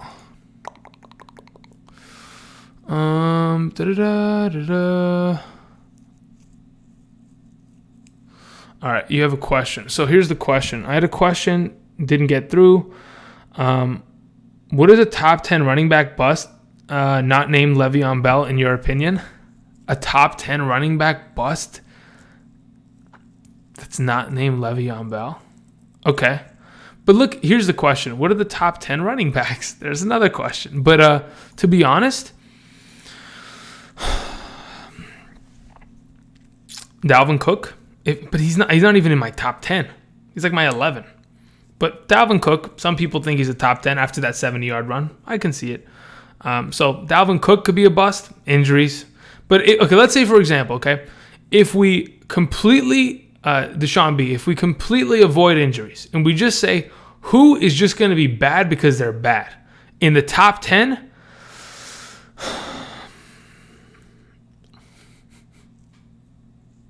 I don't think anybody's bad. Like, I'm trying to think off the top of my head. Saquon, how can he? No, how? McCaffrey, how? Kamara, I don't see that happening. David Johnson, I don't see that happening. Gurley, that's an injury question, though. Connor's going to be fine. Nick Chubb, okay, there you go. Finally got to it. Nick Chubb could probably be the biggest bust of the top 10 right now. Now, you may be thinking, Andrew, you're crazy. But to be honest, at the current ADP that he's coming off the board, I mean, I've seen Nick Chubb be taken off the board at number 5. 105, the 5th pick in the first round in a full PPR league. I've seen it happen. I personally don't think he should be taken as as quickly. Sure, he's going to have the backfield to himself for quite some time, but it's not like he's going to get the ball 35 times a week. He's going to run the ball 20 times on the ground. He's going to get 5 targets. If he, make some plays out of them, sure, but they still have other running backs in the rotation that are going to catch the ball. Sure, they got rid of Duke Johnson. They've still got other guys. They have Kareem Hunt coming back. So Duke Johnson could potentially be the biggest bust of the top 10. There you go. There's your question to Sean B. Thank you for being a Patreon supporter. Moving on. Sorry I couldn't get your question in this mess.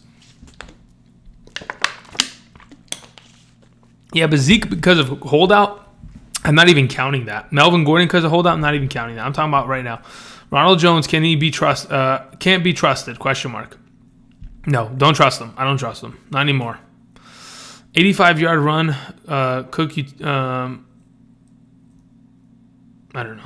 I'm tilted. That's what it is. I'm scared of the Vikings O-line. Complete trash. 100% agreed. Andrew, do you think Thielen, my Chubb, is a cool team name? Absolutely. Yes, it is a good team name, and I might steal it. Probably won't, but I might. Freeman, Henry, or Cooper? Looking early 4th round. Is that Amari Cooper and then that's Derrick Henry? I'd avoid them both. I go with Devontae Freeman. Thank you very much, Christopher. Let's see here. God, that's a good name. That is a good name. Got offered Tony Pollard for AJ Green. Should I do it? Do you own Zeke, Angel? If you own Zeke, that's a different question. Let me know. Chubb has goal line runs? Absolutely does. But look, the only reason I'm saying it is because of where he's being drafted. People are overdrafting him to an extent. Now, if the Browns offense ends up being what we expect it to be, a top 5 offense, scoring the ball every time down the field, we're not going to have to worry about it. But if, in fact, they don't end up being as such and they start to struggle a little bit, Chubb could potentially, because of the ADP that he sits at, be a potential. But look, here's the thing. I only pick Chubb because I don't know who else to pick. I'm not going to pick Mixon because I know everyone wants to point the finger at Mixon. He's not going to be a bust. Le'Veon Bell's probably the number 1, but he said other than Le'Veon Bell. And I'm not counting Zeke or Gurley because of the injuries. Best team names go. Megalo. Let's see here. I'm Prison Mike with my face as my logo. Feels good. That's not a bad one, Crane Game. That is not a bad one. Let's see here.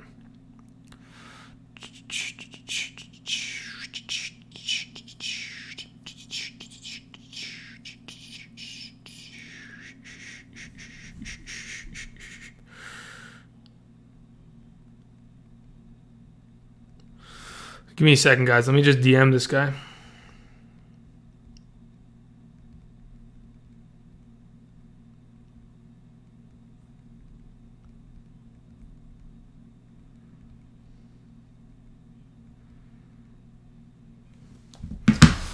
Okay. Let's see here. Da-da-dun. All right. Andrew, this is fun hanging out. Thank you very much, Michael Sands. I agree. Mixon and Bell are busts. Yeah, potentially. Duke Johnson's a decent pick in the 6th round. Yeah. 12-team half PPR. 6th round, man. I don't think he's going to be the starter of that team. Damian Williams hamstring. Yeah, but I don't even have him in the top 10. Adam Gase, terrifying in fantasy. Absolutely. Adam Gase, with the smelling salts and the googly eyes that he has, that bothers me. With a possible arthritis of Todd Gurley's knee, plus past ACL injury, doesn't that make it a little worrying taking him in the 2nd round? No, I'll take him in the 1st round. Here's the thing. ACL injuries cause arthritis, so it's a normal thing to happen. Now, go and tell me how many other running backs in the NFL have arthritis. I guarantee you there are a lot of them. And they just don't get, the news doesn't follow it because they keep it quiet, they pop pain pills, and they're fine.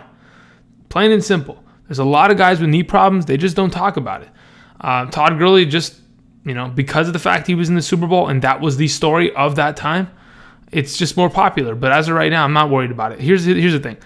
The arthritis, especially if it's bone on bone, it's going to just be a pain tolerance thing. If he can tolerate the pain, he'll be perfectly fine. But if that becomes a problem and he can't, pop the pain pills and play less downs, plain and simple. Andrew ordering a Domino's. Son of a bitch, Hazel. How did you know? No, I'm just kidding. Let's see here. Damian Williams could get injured. Yeah, could get. Hamstring injuries are often reoccurring. Often. Very, very often. David Montgomery or Josh Jacobs? Josh Jacobs. Arthritis sounds scary, SMH. We'll all eventually have it. That's just how it works in life. Let's see here. 7th round pick. Would you... 7th pick, not 7th round. 7th pick. Would you take Devontae Hopkins or David Johnson? Exotics. What's the scoring format? Please and thank you. Let's see here. He's probably 74% all year. Gurley, Michelle scares me for a reason. Yeah, they're both from Georgia, interestingly enough. And you know who else is? Nick Chubb. Maybe they all have any injuries. You never know.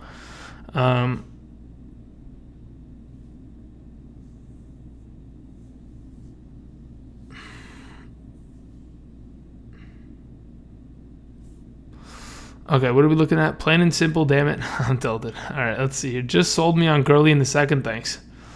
I made a couple trades. Hold up. Wait. Let's not. Okay, here we go, Crane game. Let's see here. I made a couple trades, ended up with Barkley, Chubb, and Tyreek Hill as my top 3. Congratulations. I don't know how the rest of your team looks, but that is exciting.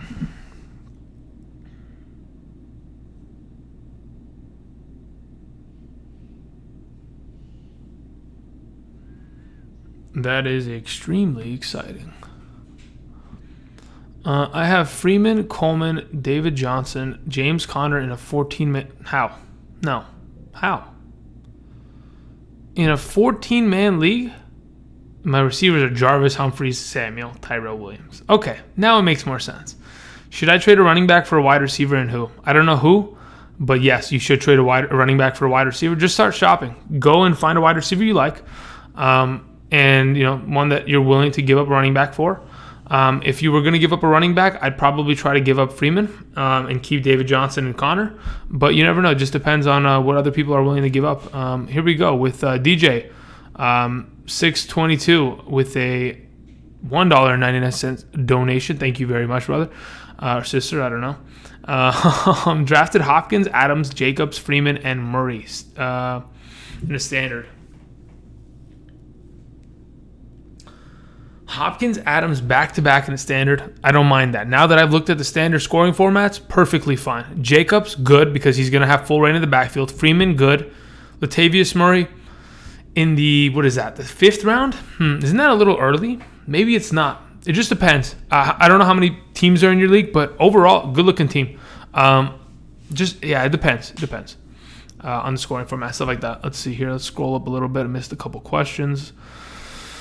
Diggs or Woods in a PPR? In a full PPR? Stefon Diggs. Mike Evans or Godwin in Tampa? Well, here's the thing. It depends. Okay, Jay, here's the number one question you have to ask yourself. How much are you willing to... look, listen, they're fantasy commodities, but you have draft capital. Are you willing to give up a 2nd-round pick for Mike Evans or give up a 4th or a 5th-round pick for Chris Godwin? Personally, I'd rather have Chris Godwin. That's just my opinion, depending on where they're going. Thoughts on Matt Breida, half PPR? If he can stay healthy. And, look, the 49ers love to use multiple running backs. No other team in the National Football League used 2 running backs, 2 running back formations, right? So where they had 2 running backs in the backfield, not just a fullback, 2 running backs in the backfield, more than the San Francisco 49ers last year. So Matt Breida, he's versatile back, can be used in the passing game on the ground, should be fine.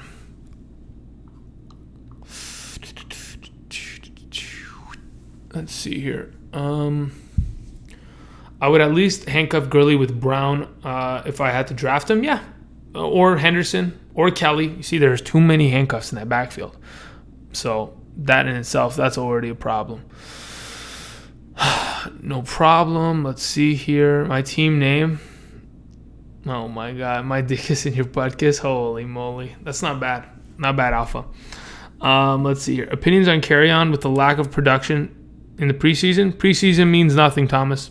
I don't care if you score 17 touchdowns in the preseason. Does not make a difference to me in my eyes. I think Carry-On Johnson is one of the better backs in the NFL. He's going to have a great opportunity with the Lions. He should be fine. Kamar Mood, $5 donation. Thank you very much, brother. Says, need a running back. Should I trade Michael Thomas, Matt Breida for Gurley or Johnson? Ooh. If you need a running back, man, I don't. Yes. Yeah, you should. To be safe, if you want the safe one of the two, you go for David Johnson. If you're feeling spicy, you go for Todd Gurley. But I would do the trade. Even though I like the upside of Matt Breida, I think because of the fact that, look, here's the thing about the 49ers, because we just had that question about Matt Breida and my thoughts about him. You have Tevin Coleman, sure, but you also have Jerick McKinnon that's going to go to the IR. Eventually will come back. You have Raheem Mostert, who is also a decent back. Jeff Wilson Jr. There are a lot. You have Kyle Juszczyk that catches passes out of the backfield. There are enough guys in this backfield to make Matt Breida irrelevant eventually. But I think Matt Breida is a good running back. That being said, Michael Thomas isn't going to see a better year than he did last year.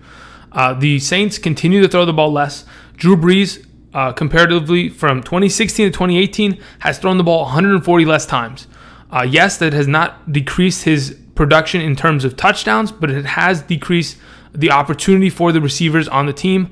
Knowing how many receptions that Thomas and Kamara are already in line to get, adding Jared Cook to the roster, having a healthy Ted Ginn, there's not going to be any more production for Michael Thomas. Therefore, I would probably look to go for a running back like David Johnson there.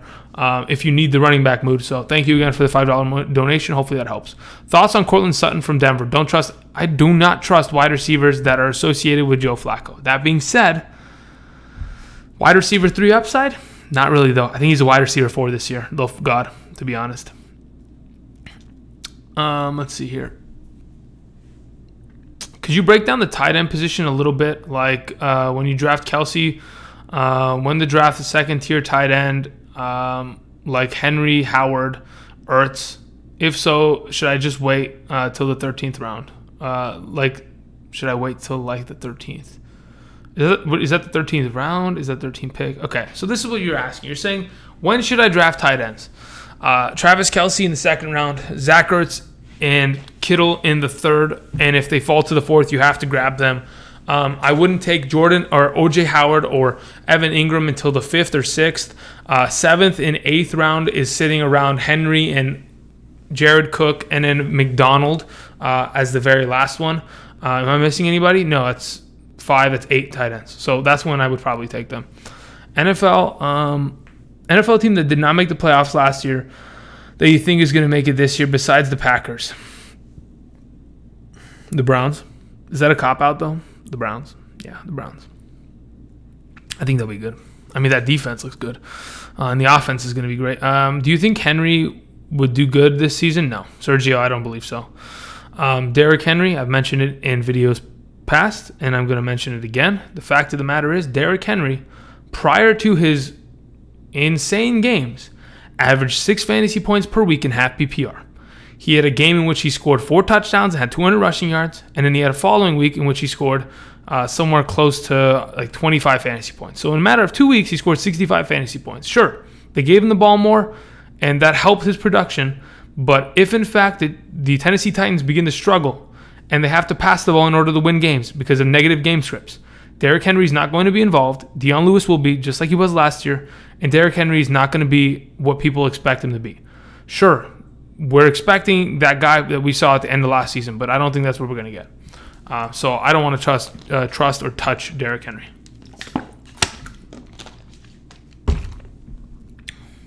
Good stream. Catch you later. All right, have a good one. How early is too early for Zeke? I don't know, man. That's a tough question. Number 1 is too early. Number 2 is too early. Number 3 is too early. Number 4 is fine. I can live with that. Would you trade Travis Kelce and Rashad Penny for Dalvin Cook and Evan Ingram and a 2020 second mid pick, dynasty PPR format? Can be Dalvin Cook or, oh my goodness. No, I wouldn't. I'd honestly rather have Kelce and Rashad Penny. Yeah. Man, but that's so close because they're all young and good players. Damn. Do you really need running back help? Because if you do, and Dalvin Cook is going to answer that for you, then go for it. But I think Rashad Penny is going to be great this year, Jay. Let's see here. Should I trade AJ Green and Kenyan Drake for Leonard Fournette? 10-team PPR. Yes. 100%. Do it right now. But that's just me. Again. Just me. Really quickly, guys. I have to check my DM.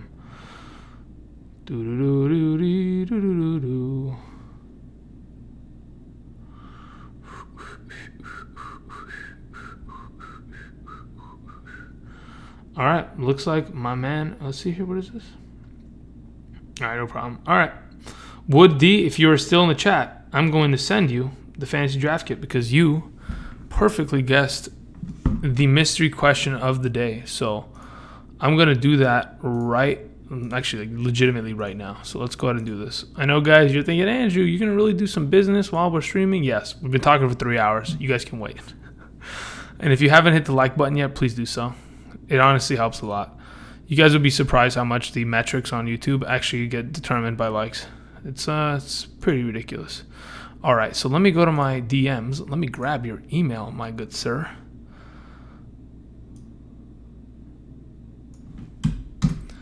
And now that has been settled, now we have to go back to my email. And we have to go ahead. Sorry, guys, this is going to take a while. Not really. I send out draft kits like this more often than you guys would probably think.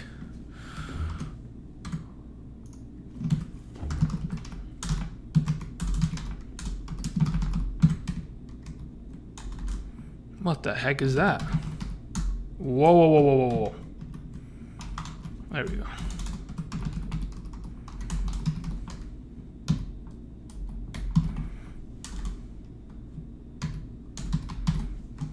Okay, hold up, guys. Okay, relax. All right? I already can hear it. I know I don't hear anything, but I'm hearing myself typing. I'm beginning to think, okay, maybe they're getting restless in the chat. Just wait. I'm almost done. Let me just do some stuff here. Let me send this guy his draft kit that he fairly and squarely won. Hopefully you enjoy it. Maybe spread the word. Maybe some other people want to invest in such a thing. Probably you guys have already drafted your team, so you don't really have to worry about it. What the hell is going on here? But if you want to contribute to the channel and get all your questions answered, what the hell is wrong with, okay, whatever. Is this the right thing? Did I attach it properly? All right, cool. Are we still here? Are we still live? Let me make sure. We're live still. All right, cool. I know. I'm getting there, guys. Just give me a second. Let me send this guy his draft kit. Done. Sent. Let me DM him back on Twitter real quick.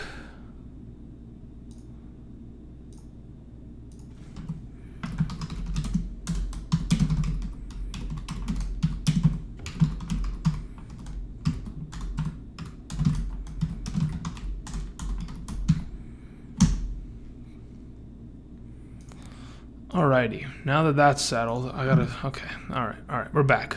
I'm back, relax. Alrighty, how many hours have we been going for? 2 hours and 49 minutes? Not a surprise, that's typically how this goes.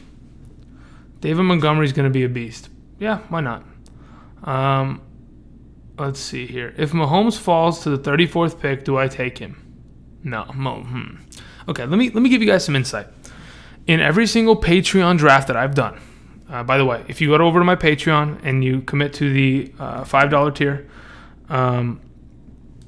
you get to play in a league with me this year. The deadline is literally the 30th of August because we are drafting this coming Sunday. And when I mean we are drafting, I mean I've already drafted with 6 other leagues. I got 2 more this weekend. Could make it 3, depending on if you join. But regardless, to answer the question, in every single one of those Patreon drafts, in their one quarterback leagues, Patrick Mahomes is gone in the third round every single time. So if you don't take him at the 34th pick, someone else will. Now, if you really want my opinion, I'm not drafting a quarterback till the 9th or 10th round. Moving on. Let's go ahead. My boy, you come back with another question? With another donation? You did. Awesome. DJ622.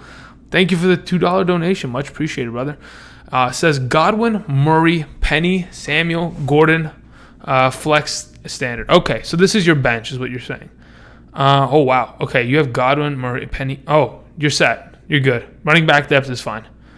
Now that I'm looking at that, you have Rashad Penny. That makes me excited. And then you have Curtis Samuel, and you have Josh Gordon, and you have Godwin. You're good, dude. That's a good looking team right there. That is a good looking team. Kerryon Johnson or Devontae Freeman.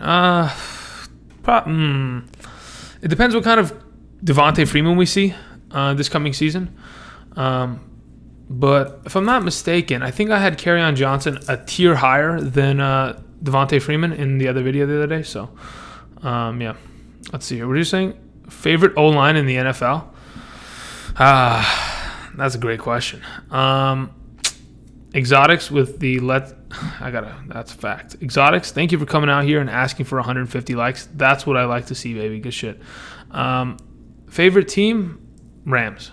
Why? I live in Los Angeles. Bless the souls of the Rams coming back from St. Louis to California, because goodness, it was a dreadful, dreadful time being a fan of other teams that weren't good. Moving on. You were saying best or my favorite offensive line in the NFL. I respect talent, but my favorite offensive line has to, when Travis Frederick is healthy, that Cowboys offensive line batters people. But to be honest, it might be the Seahawks. What I saw them do the other day to the Chargers defense, it's just so impressive. Like DJ Fluker, who was a guy that out of Alabama came in as a right tackle for the Chargers, really wasn't that good in his first couple years in the NFL, and then finally moved to the right guard position and has been battering people for the Seahawks. I can respect a nice run-heavy offense, so something like that. But to be honest, I don't have a favorite offensive line, but I like players. Like I like Bakhtiari, I like Marshall Yanda, I like Travis Frederick, who's like Andrew Whitworth, another respectable, great offensive tackle. Zach Martin's a monster. All right, moving on. Let's see here. Would it be good to have both Carson and Penny on one team? Yeah, why not? I think Carson is an RB2, plain and simple, and Penny's a flex start on a weekly basis. So yeah, I don't mind. And you pretty much have the handcuff. It's like having Alvin Kamara and Latavius Murray, just a little bit less value, because Kamara is so much better than Carson in terms of production because of the receiving yards and stuff and the red zone opportunity, even though Carson's pretty good in the red zone. LOL, Mahomes gets like 30 points on average every week. It depends what league you're in. If you're in a 6-point per passing touchdown league, sure. He's scoring a F ton of points. So, yeah, why not? How do you feel about Todd Gurley as an RB2 this year? Fantastic. I love it. That's to HLRM4679. I love Todd Gurley as an RB2. That's great upside. Auction, I'm eyeing 3 Rams wide receivers. Thoughts? Yeah, maybe not all 3. Go for Cooper Kupp and go for Robert Woods. I wouldn't go for Brandon Cooks. When Kupp is on the field, Brandon Cooks doesn't get as many targets. And Brandon Cooks really needs 8+ targets to be relevant. And why do I know that? My draft kit. It's in there. Let's see here. If Saquon Barkley turns into a chicken sandwich, should I take him? I don't mind chicken sandwiches, so yeah, why not? Let's see here. I want Rivers later in the draft. So do I, because a lot of people are sleeping on him. But I also need Melvin Gordon to come back. If you go look at how Rivers played without Melvin Gordon in the roster last year, wasn't very good. A lot of the offense is determined by that kind of them being able to consistently run the ball and use Gordon as a receiver. Gordon's the number 2 receiver of that team. So yeah, hopefully that answers that question. All right, give me a second, guys, because literally I'm just going to lose my voice tonight. Been going for 2 hours and 54 minutes. Yikes. I think 3 hours is what I'm going to call it. I'm not kidding. Let's see. This is impromptu. Like, I didn't think about streaming until when I posted my video earlier today. I didn't think about it. I was like, maybe. And then a lot of people were losing their minds. So I was like, okay, I don't mind. Jason Peters, GOAT offensive lineman. Yeah, he's okay. I like Lane Johnson a little bit more, personally. And I like, was it Jason Kelsey for the Eagles, the center? He's a baller. Let's see here. Brissett will be serviceable. Agreed, Edward. What do you think about Jameis Winston being my QB? Perfectly fine with it. He's the best, or he's the worst of the best quarterbacks. So of the top 12, he's the worst one. Why? Because he can throw 4 interceptions in a game and completely lose you a week. But at the same time, he plays in a very high-scoring offense and division. When you get to play against the Panthers, the Saints, and the Falcons, twice a year apiece, that's always good. So I don't mind Jameis Winston, especially with Godwin getting a little bit more work. Obviously, losing Adam Humphries is going to hurt, but they'll figure it out. They got to find a running game. That's the whole problem. Bruce Arians got to find a running game. Mixon line is decimated, yeah, but it won't make a difference. I'm telling you. I've been watching the preseason. The first team offense of the Bengals, they can move the ball. Even against the first, go watch the Chiefs versus the Bengals. The offensive line isn't giving pressure, and there's guys like Clark and what's the other defensive three-shade technique tackle? Damn it, for the Kansas City Chiefs. Both their entire defensive line was starting, and they still couldn't make pressure on Dalton, which was a little concerning. But to be honest, I think Mixon will be fine. Obviously, having a couple offensive linemen gone makes a difference, but it's not going to kill his value. Hey, Andrew, what do you think of Tyler Lockett this season? He's going to be fantastic, Daniel. I think Tyler Lockett as the number 1 wide receiver playing the flex position, or not flex, oh my God, slot position for the Seahawks, he'll be just fine. He should have more targets than last year. Therefore, he should score more points. But it all depends on whether or not he scores touchdowns. Thoughts on Boyd? Should be good. This is actually like the 9th time I've been asked this question, but it's okay. Should be good. And to be honest, about Boyd. Yeah. When AJ Green comes back, he'll be better because he can move down to the slot position. Otherwise, he's a wide receiver too right now. When Green comes back, he's going to lose a little bit of value, but I think he'll still maintain as a wide receiver too, similar to last year. My man Mood coming back with another $4.99 donation. Thank you very much. My team question below. This donation is too long. Okay, cool. So where's the question? Here we go. If you want, you don't have to donate another question, but if you want to, you go ahead. But I'm sitting here, I'm waiting. Don't worry. Jimmy Navarro, you're still in this chat, dude? I've answered like 9 of your questions. If fully healthy, can Keenan Allen have a bounce back season? What was wrong with Keenan Allen last year? He was perfectly fine. He had less targets because there's more mouths to feed, and now that what's his name? Tyrell Williams is gone. Hunter Henry comes back. That'll bounce. I think Keenan Allen is bound to get similar production than last year. I don't think we should expect anything more. 125 targets, 100 receptions, maybe 98 receptions, 1,100, 200 yards, 6 touchdowns. That's what we should expect out of him. DJ or Adams straight up PPR, says Theo Davis. It depends what your philosophy is. I personally can go with either of them. I think they're both perfectly fine. The safer pick probably. It just depends because the thing is, Devontae Adams in a full PPR is going to put up that 330 fantasy points. The question is the Arizona offense going to be good enough to get David Johnson that kind of production? I think he is. If you want the safe play, it's the wide receiver, but I personally like having the running backs opportunity, the 20 touches a game comparatively compared to a wide receiver that's going to catch the ball 115 times. I'd rather have the running back that runs the ball or receives the ball a total of 325 times. But that's just me because I've seen David Johnson be really good. 2016 is not a fluke season. So I'm just hoping he can get back to that spot. So right now I take DJ, but safe pick, probably Adams. Just depends on your philosophy of the first round. Top 3 sleepers? I don't know. Sleepers? Peyton Barber? Could be good. Assuming he maintains his job. But I don't think he's losing his job anytime soon, to be honest. because that backfield is a mess. Backfield's a mess. All right, here we go. Kamar Mood. Here we go. Let's see your question, my man. Okay, hold up. Okay, so you're saying bench Brandon Cooks. And this is your bench. Brandon Cooks, Matt Breida, Jalen Samuels, Jay Ajayi, Crockett. Okay, I'm assuming Crockett is for the Texans. I think so.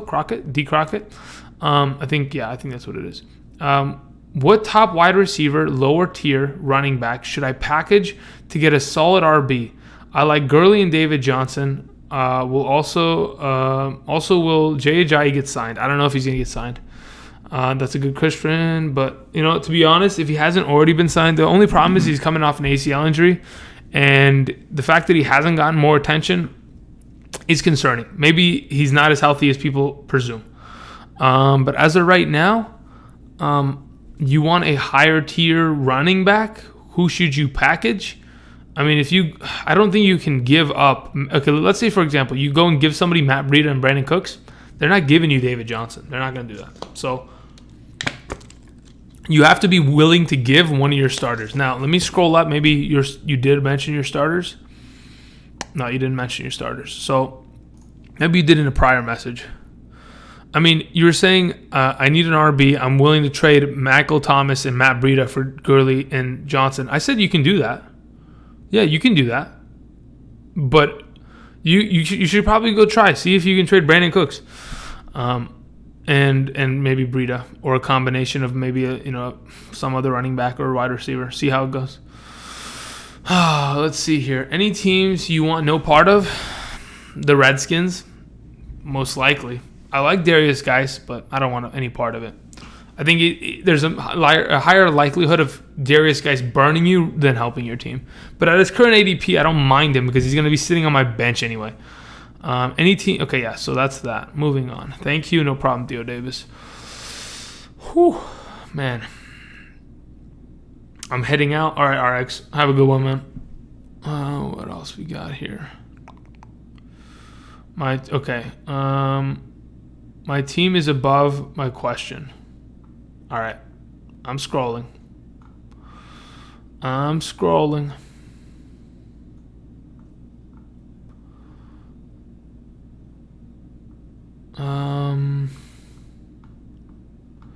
Your team is above your question? Wait. I might have found it. Give me a second. First part of the question above, I had to break it up. Okay, yeah, cool. That's fine. I just have to scroll. Just give me a minute. Because people keep... Okay, anyway. My team question is below. This is donation. It's too long. Okay.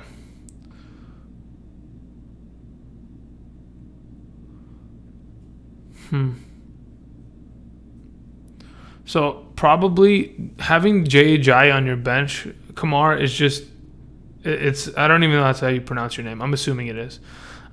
So correct me if I'm wrong. But I believe Jay Ajayi probably won't be signed by the end of this week.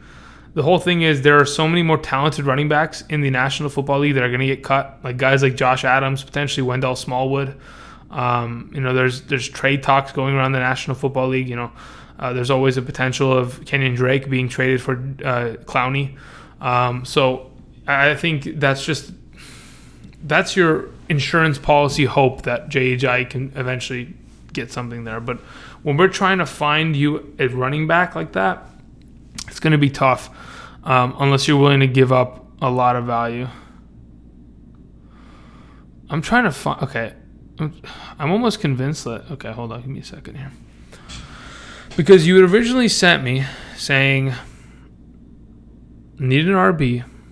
I trade away Michael Thomas and Matt Breida for Gurley or Johnson? ? I said yes. And then you come back and you say, this is my bench. And then you add those extra questions. So hopefully I answered it. If you have another question, just type it and I'll find it. Don't send a donation, just type it. What is happening here, baller? What's up, buddy? The fact that I'm still live? Yeah, I know. It's 3 hours and 5 minutes later. I'm pretty tired, guys. Let's be honest. Best fantasy stream on YouTube. Thank you, Michael. I appreciate that. Sorry if you answered this already. Where would you draft your defensive kicker? I don't draft defenses and kickers. I wait until the first week of the season, and I'll pick them up. So let me explain to you my method. I draft handcuffs, and I draft a lot of them. So what does that mean? I'll grab guys like Alexander Madison. I'll grab guys like Jamal Williams. I'll grab handcuffs to running backs that are relevant. And just in case, in the next couple of days, somebody gets their ACL snapped, I have the insurance policy on said teams. Chase Edmonds, stuff like that. Tony Pollard's. I like to grab those guys in the last 2 picks of my draft. So what I do with defense and kickers is if by week 1, Monday, nobody's torn their ACL, Tuesday, all the way to Thursday, no one's torn their ACL, what I will do is I will drop those handcuffs and I'll go pick up my defense and kicker and I will stream them for the entirety of the season. There you go. Get some sleep, brother? Yeah, I got to get there soon. The bed, it's looking good right now. All right, let's see here. Chances Baker's a bust? No, impossible. The guy threw 27 touchdowns his rookie year. He broke the record, okay? It's not going to happen. That's smart, man. Yeah, no problem. Let's see here. What am I missing? Appreciate the live stream. Like the video. Always will support. Thank you very much, Jay. Much appreciated, brother. All right, guys. Let me get the last couple questions coming in so that I can address them, and then I got to dip. We're going to do live streams throughout the entire season, so don't worry if your question isn't answered. I'll get to it eventually. To be honest, thank you, everybody, for coming out. Just signed up, $5 tier on Patreon. Thank you, straight out of Visa. I will be sending you a message on Patreon as soon as I get off the live stream. I will be sending you an invite for this Sunday's Patreon draft in that league. Okay, so keep your eye out on that. It will be coming to your email that you signed up with the Patreon with. So be ready for that. Anyone thought Jalen Samuels or Darrell Henderson? Any thoughts on Jalen Samuels or Darrell Henderson? Straight up, just handcuffs. Ricardo, nothing more, nothing less.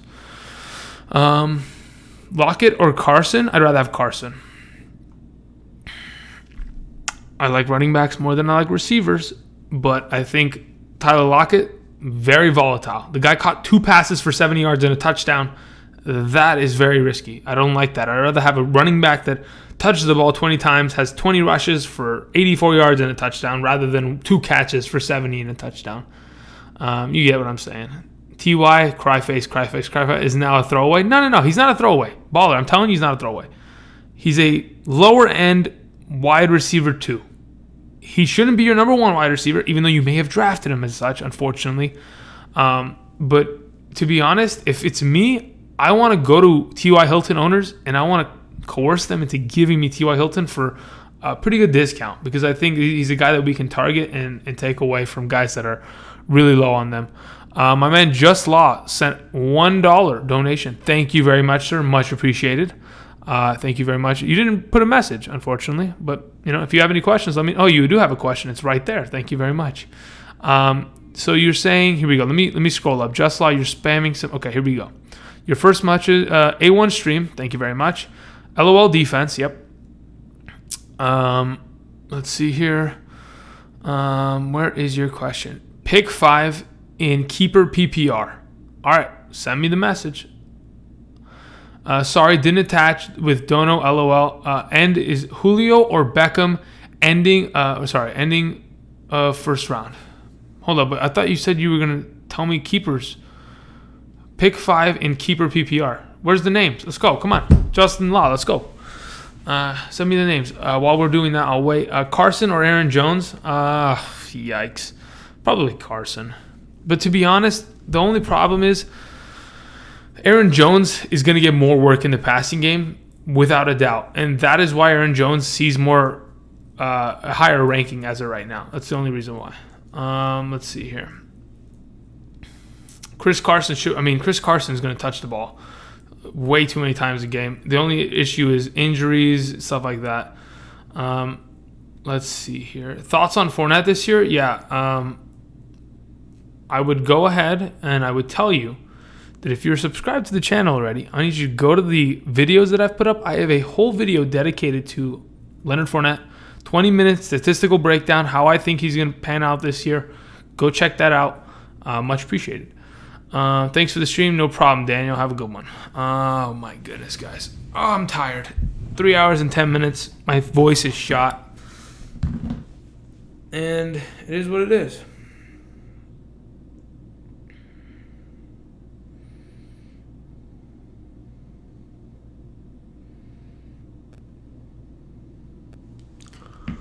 All right.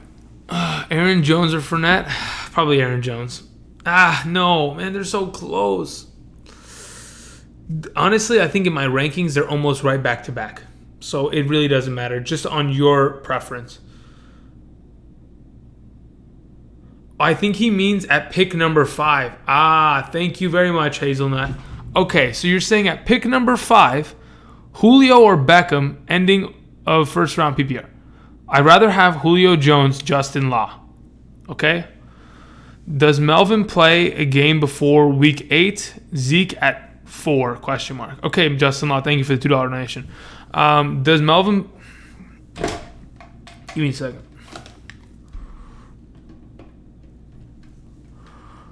Yes, I'll hold.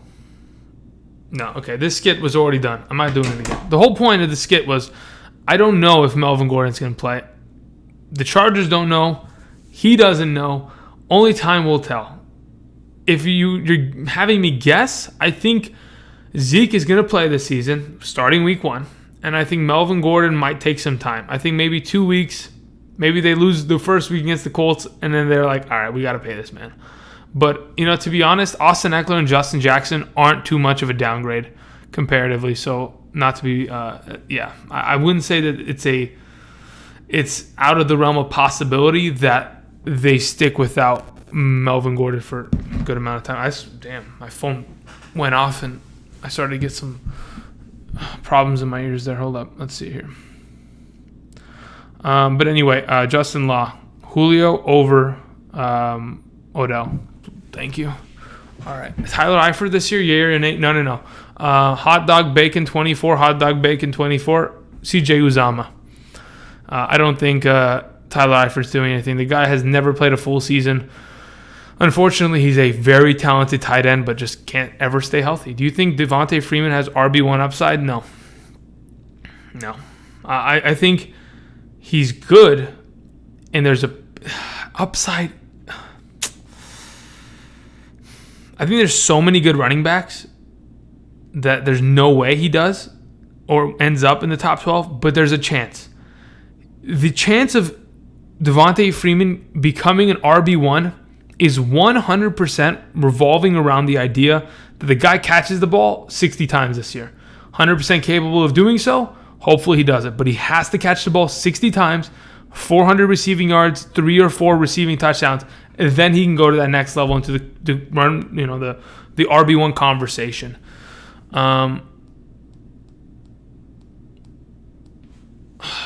What am I doing here? Guys, I'm too tired. I don't even want to answer any more questions. Yikes.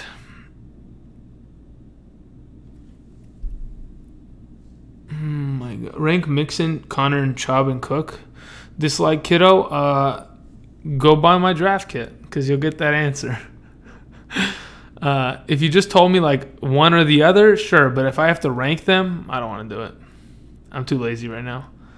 I'm trying to flex Freeman in a standard. That's perfectly fine, Michael. Thank you. No problem, Ricardo. Juiced, my man from Germany. What's up? Adam Gase is terrible. I have Le'Veon Bell, but I'm scared about Gase. You should be.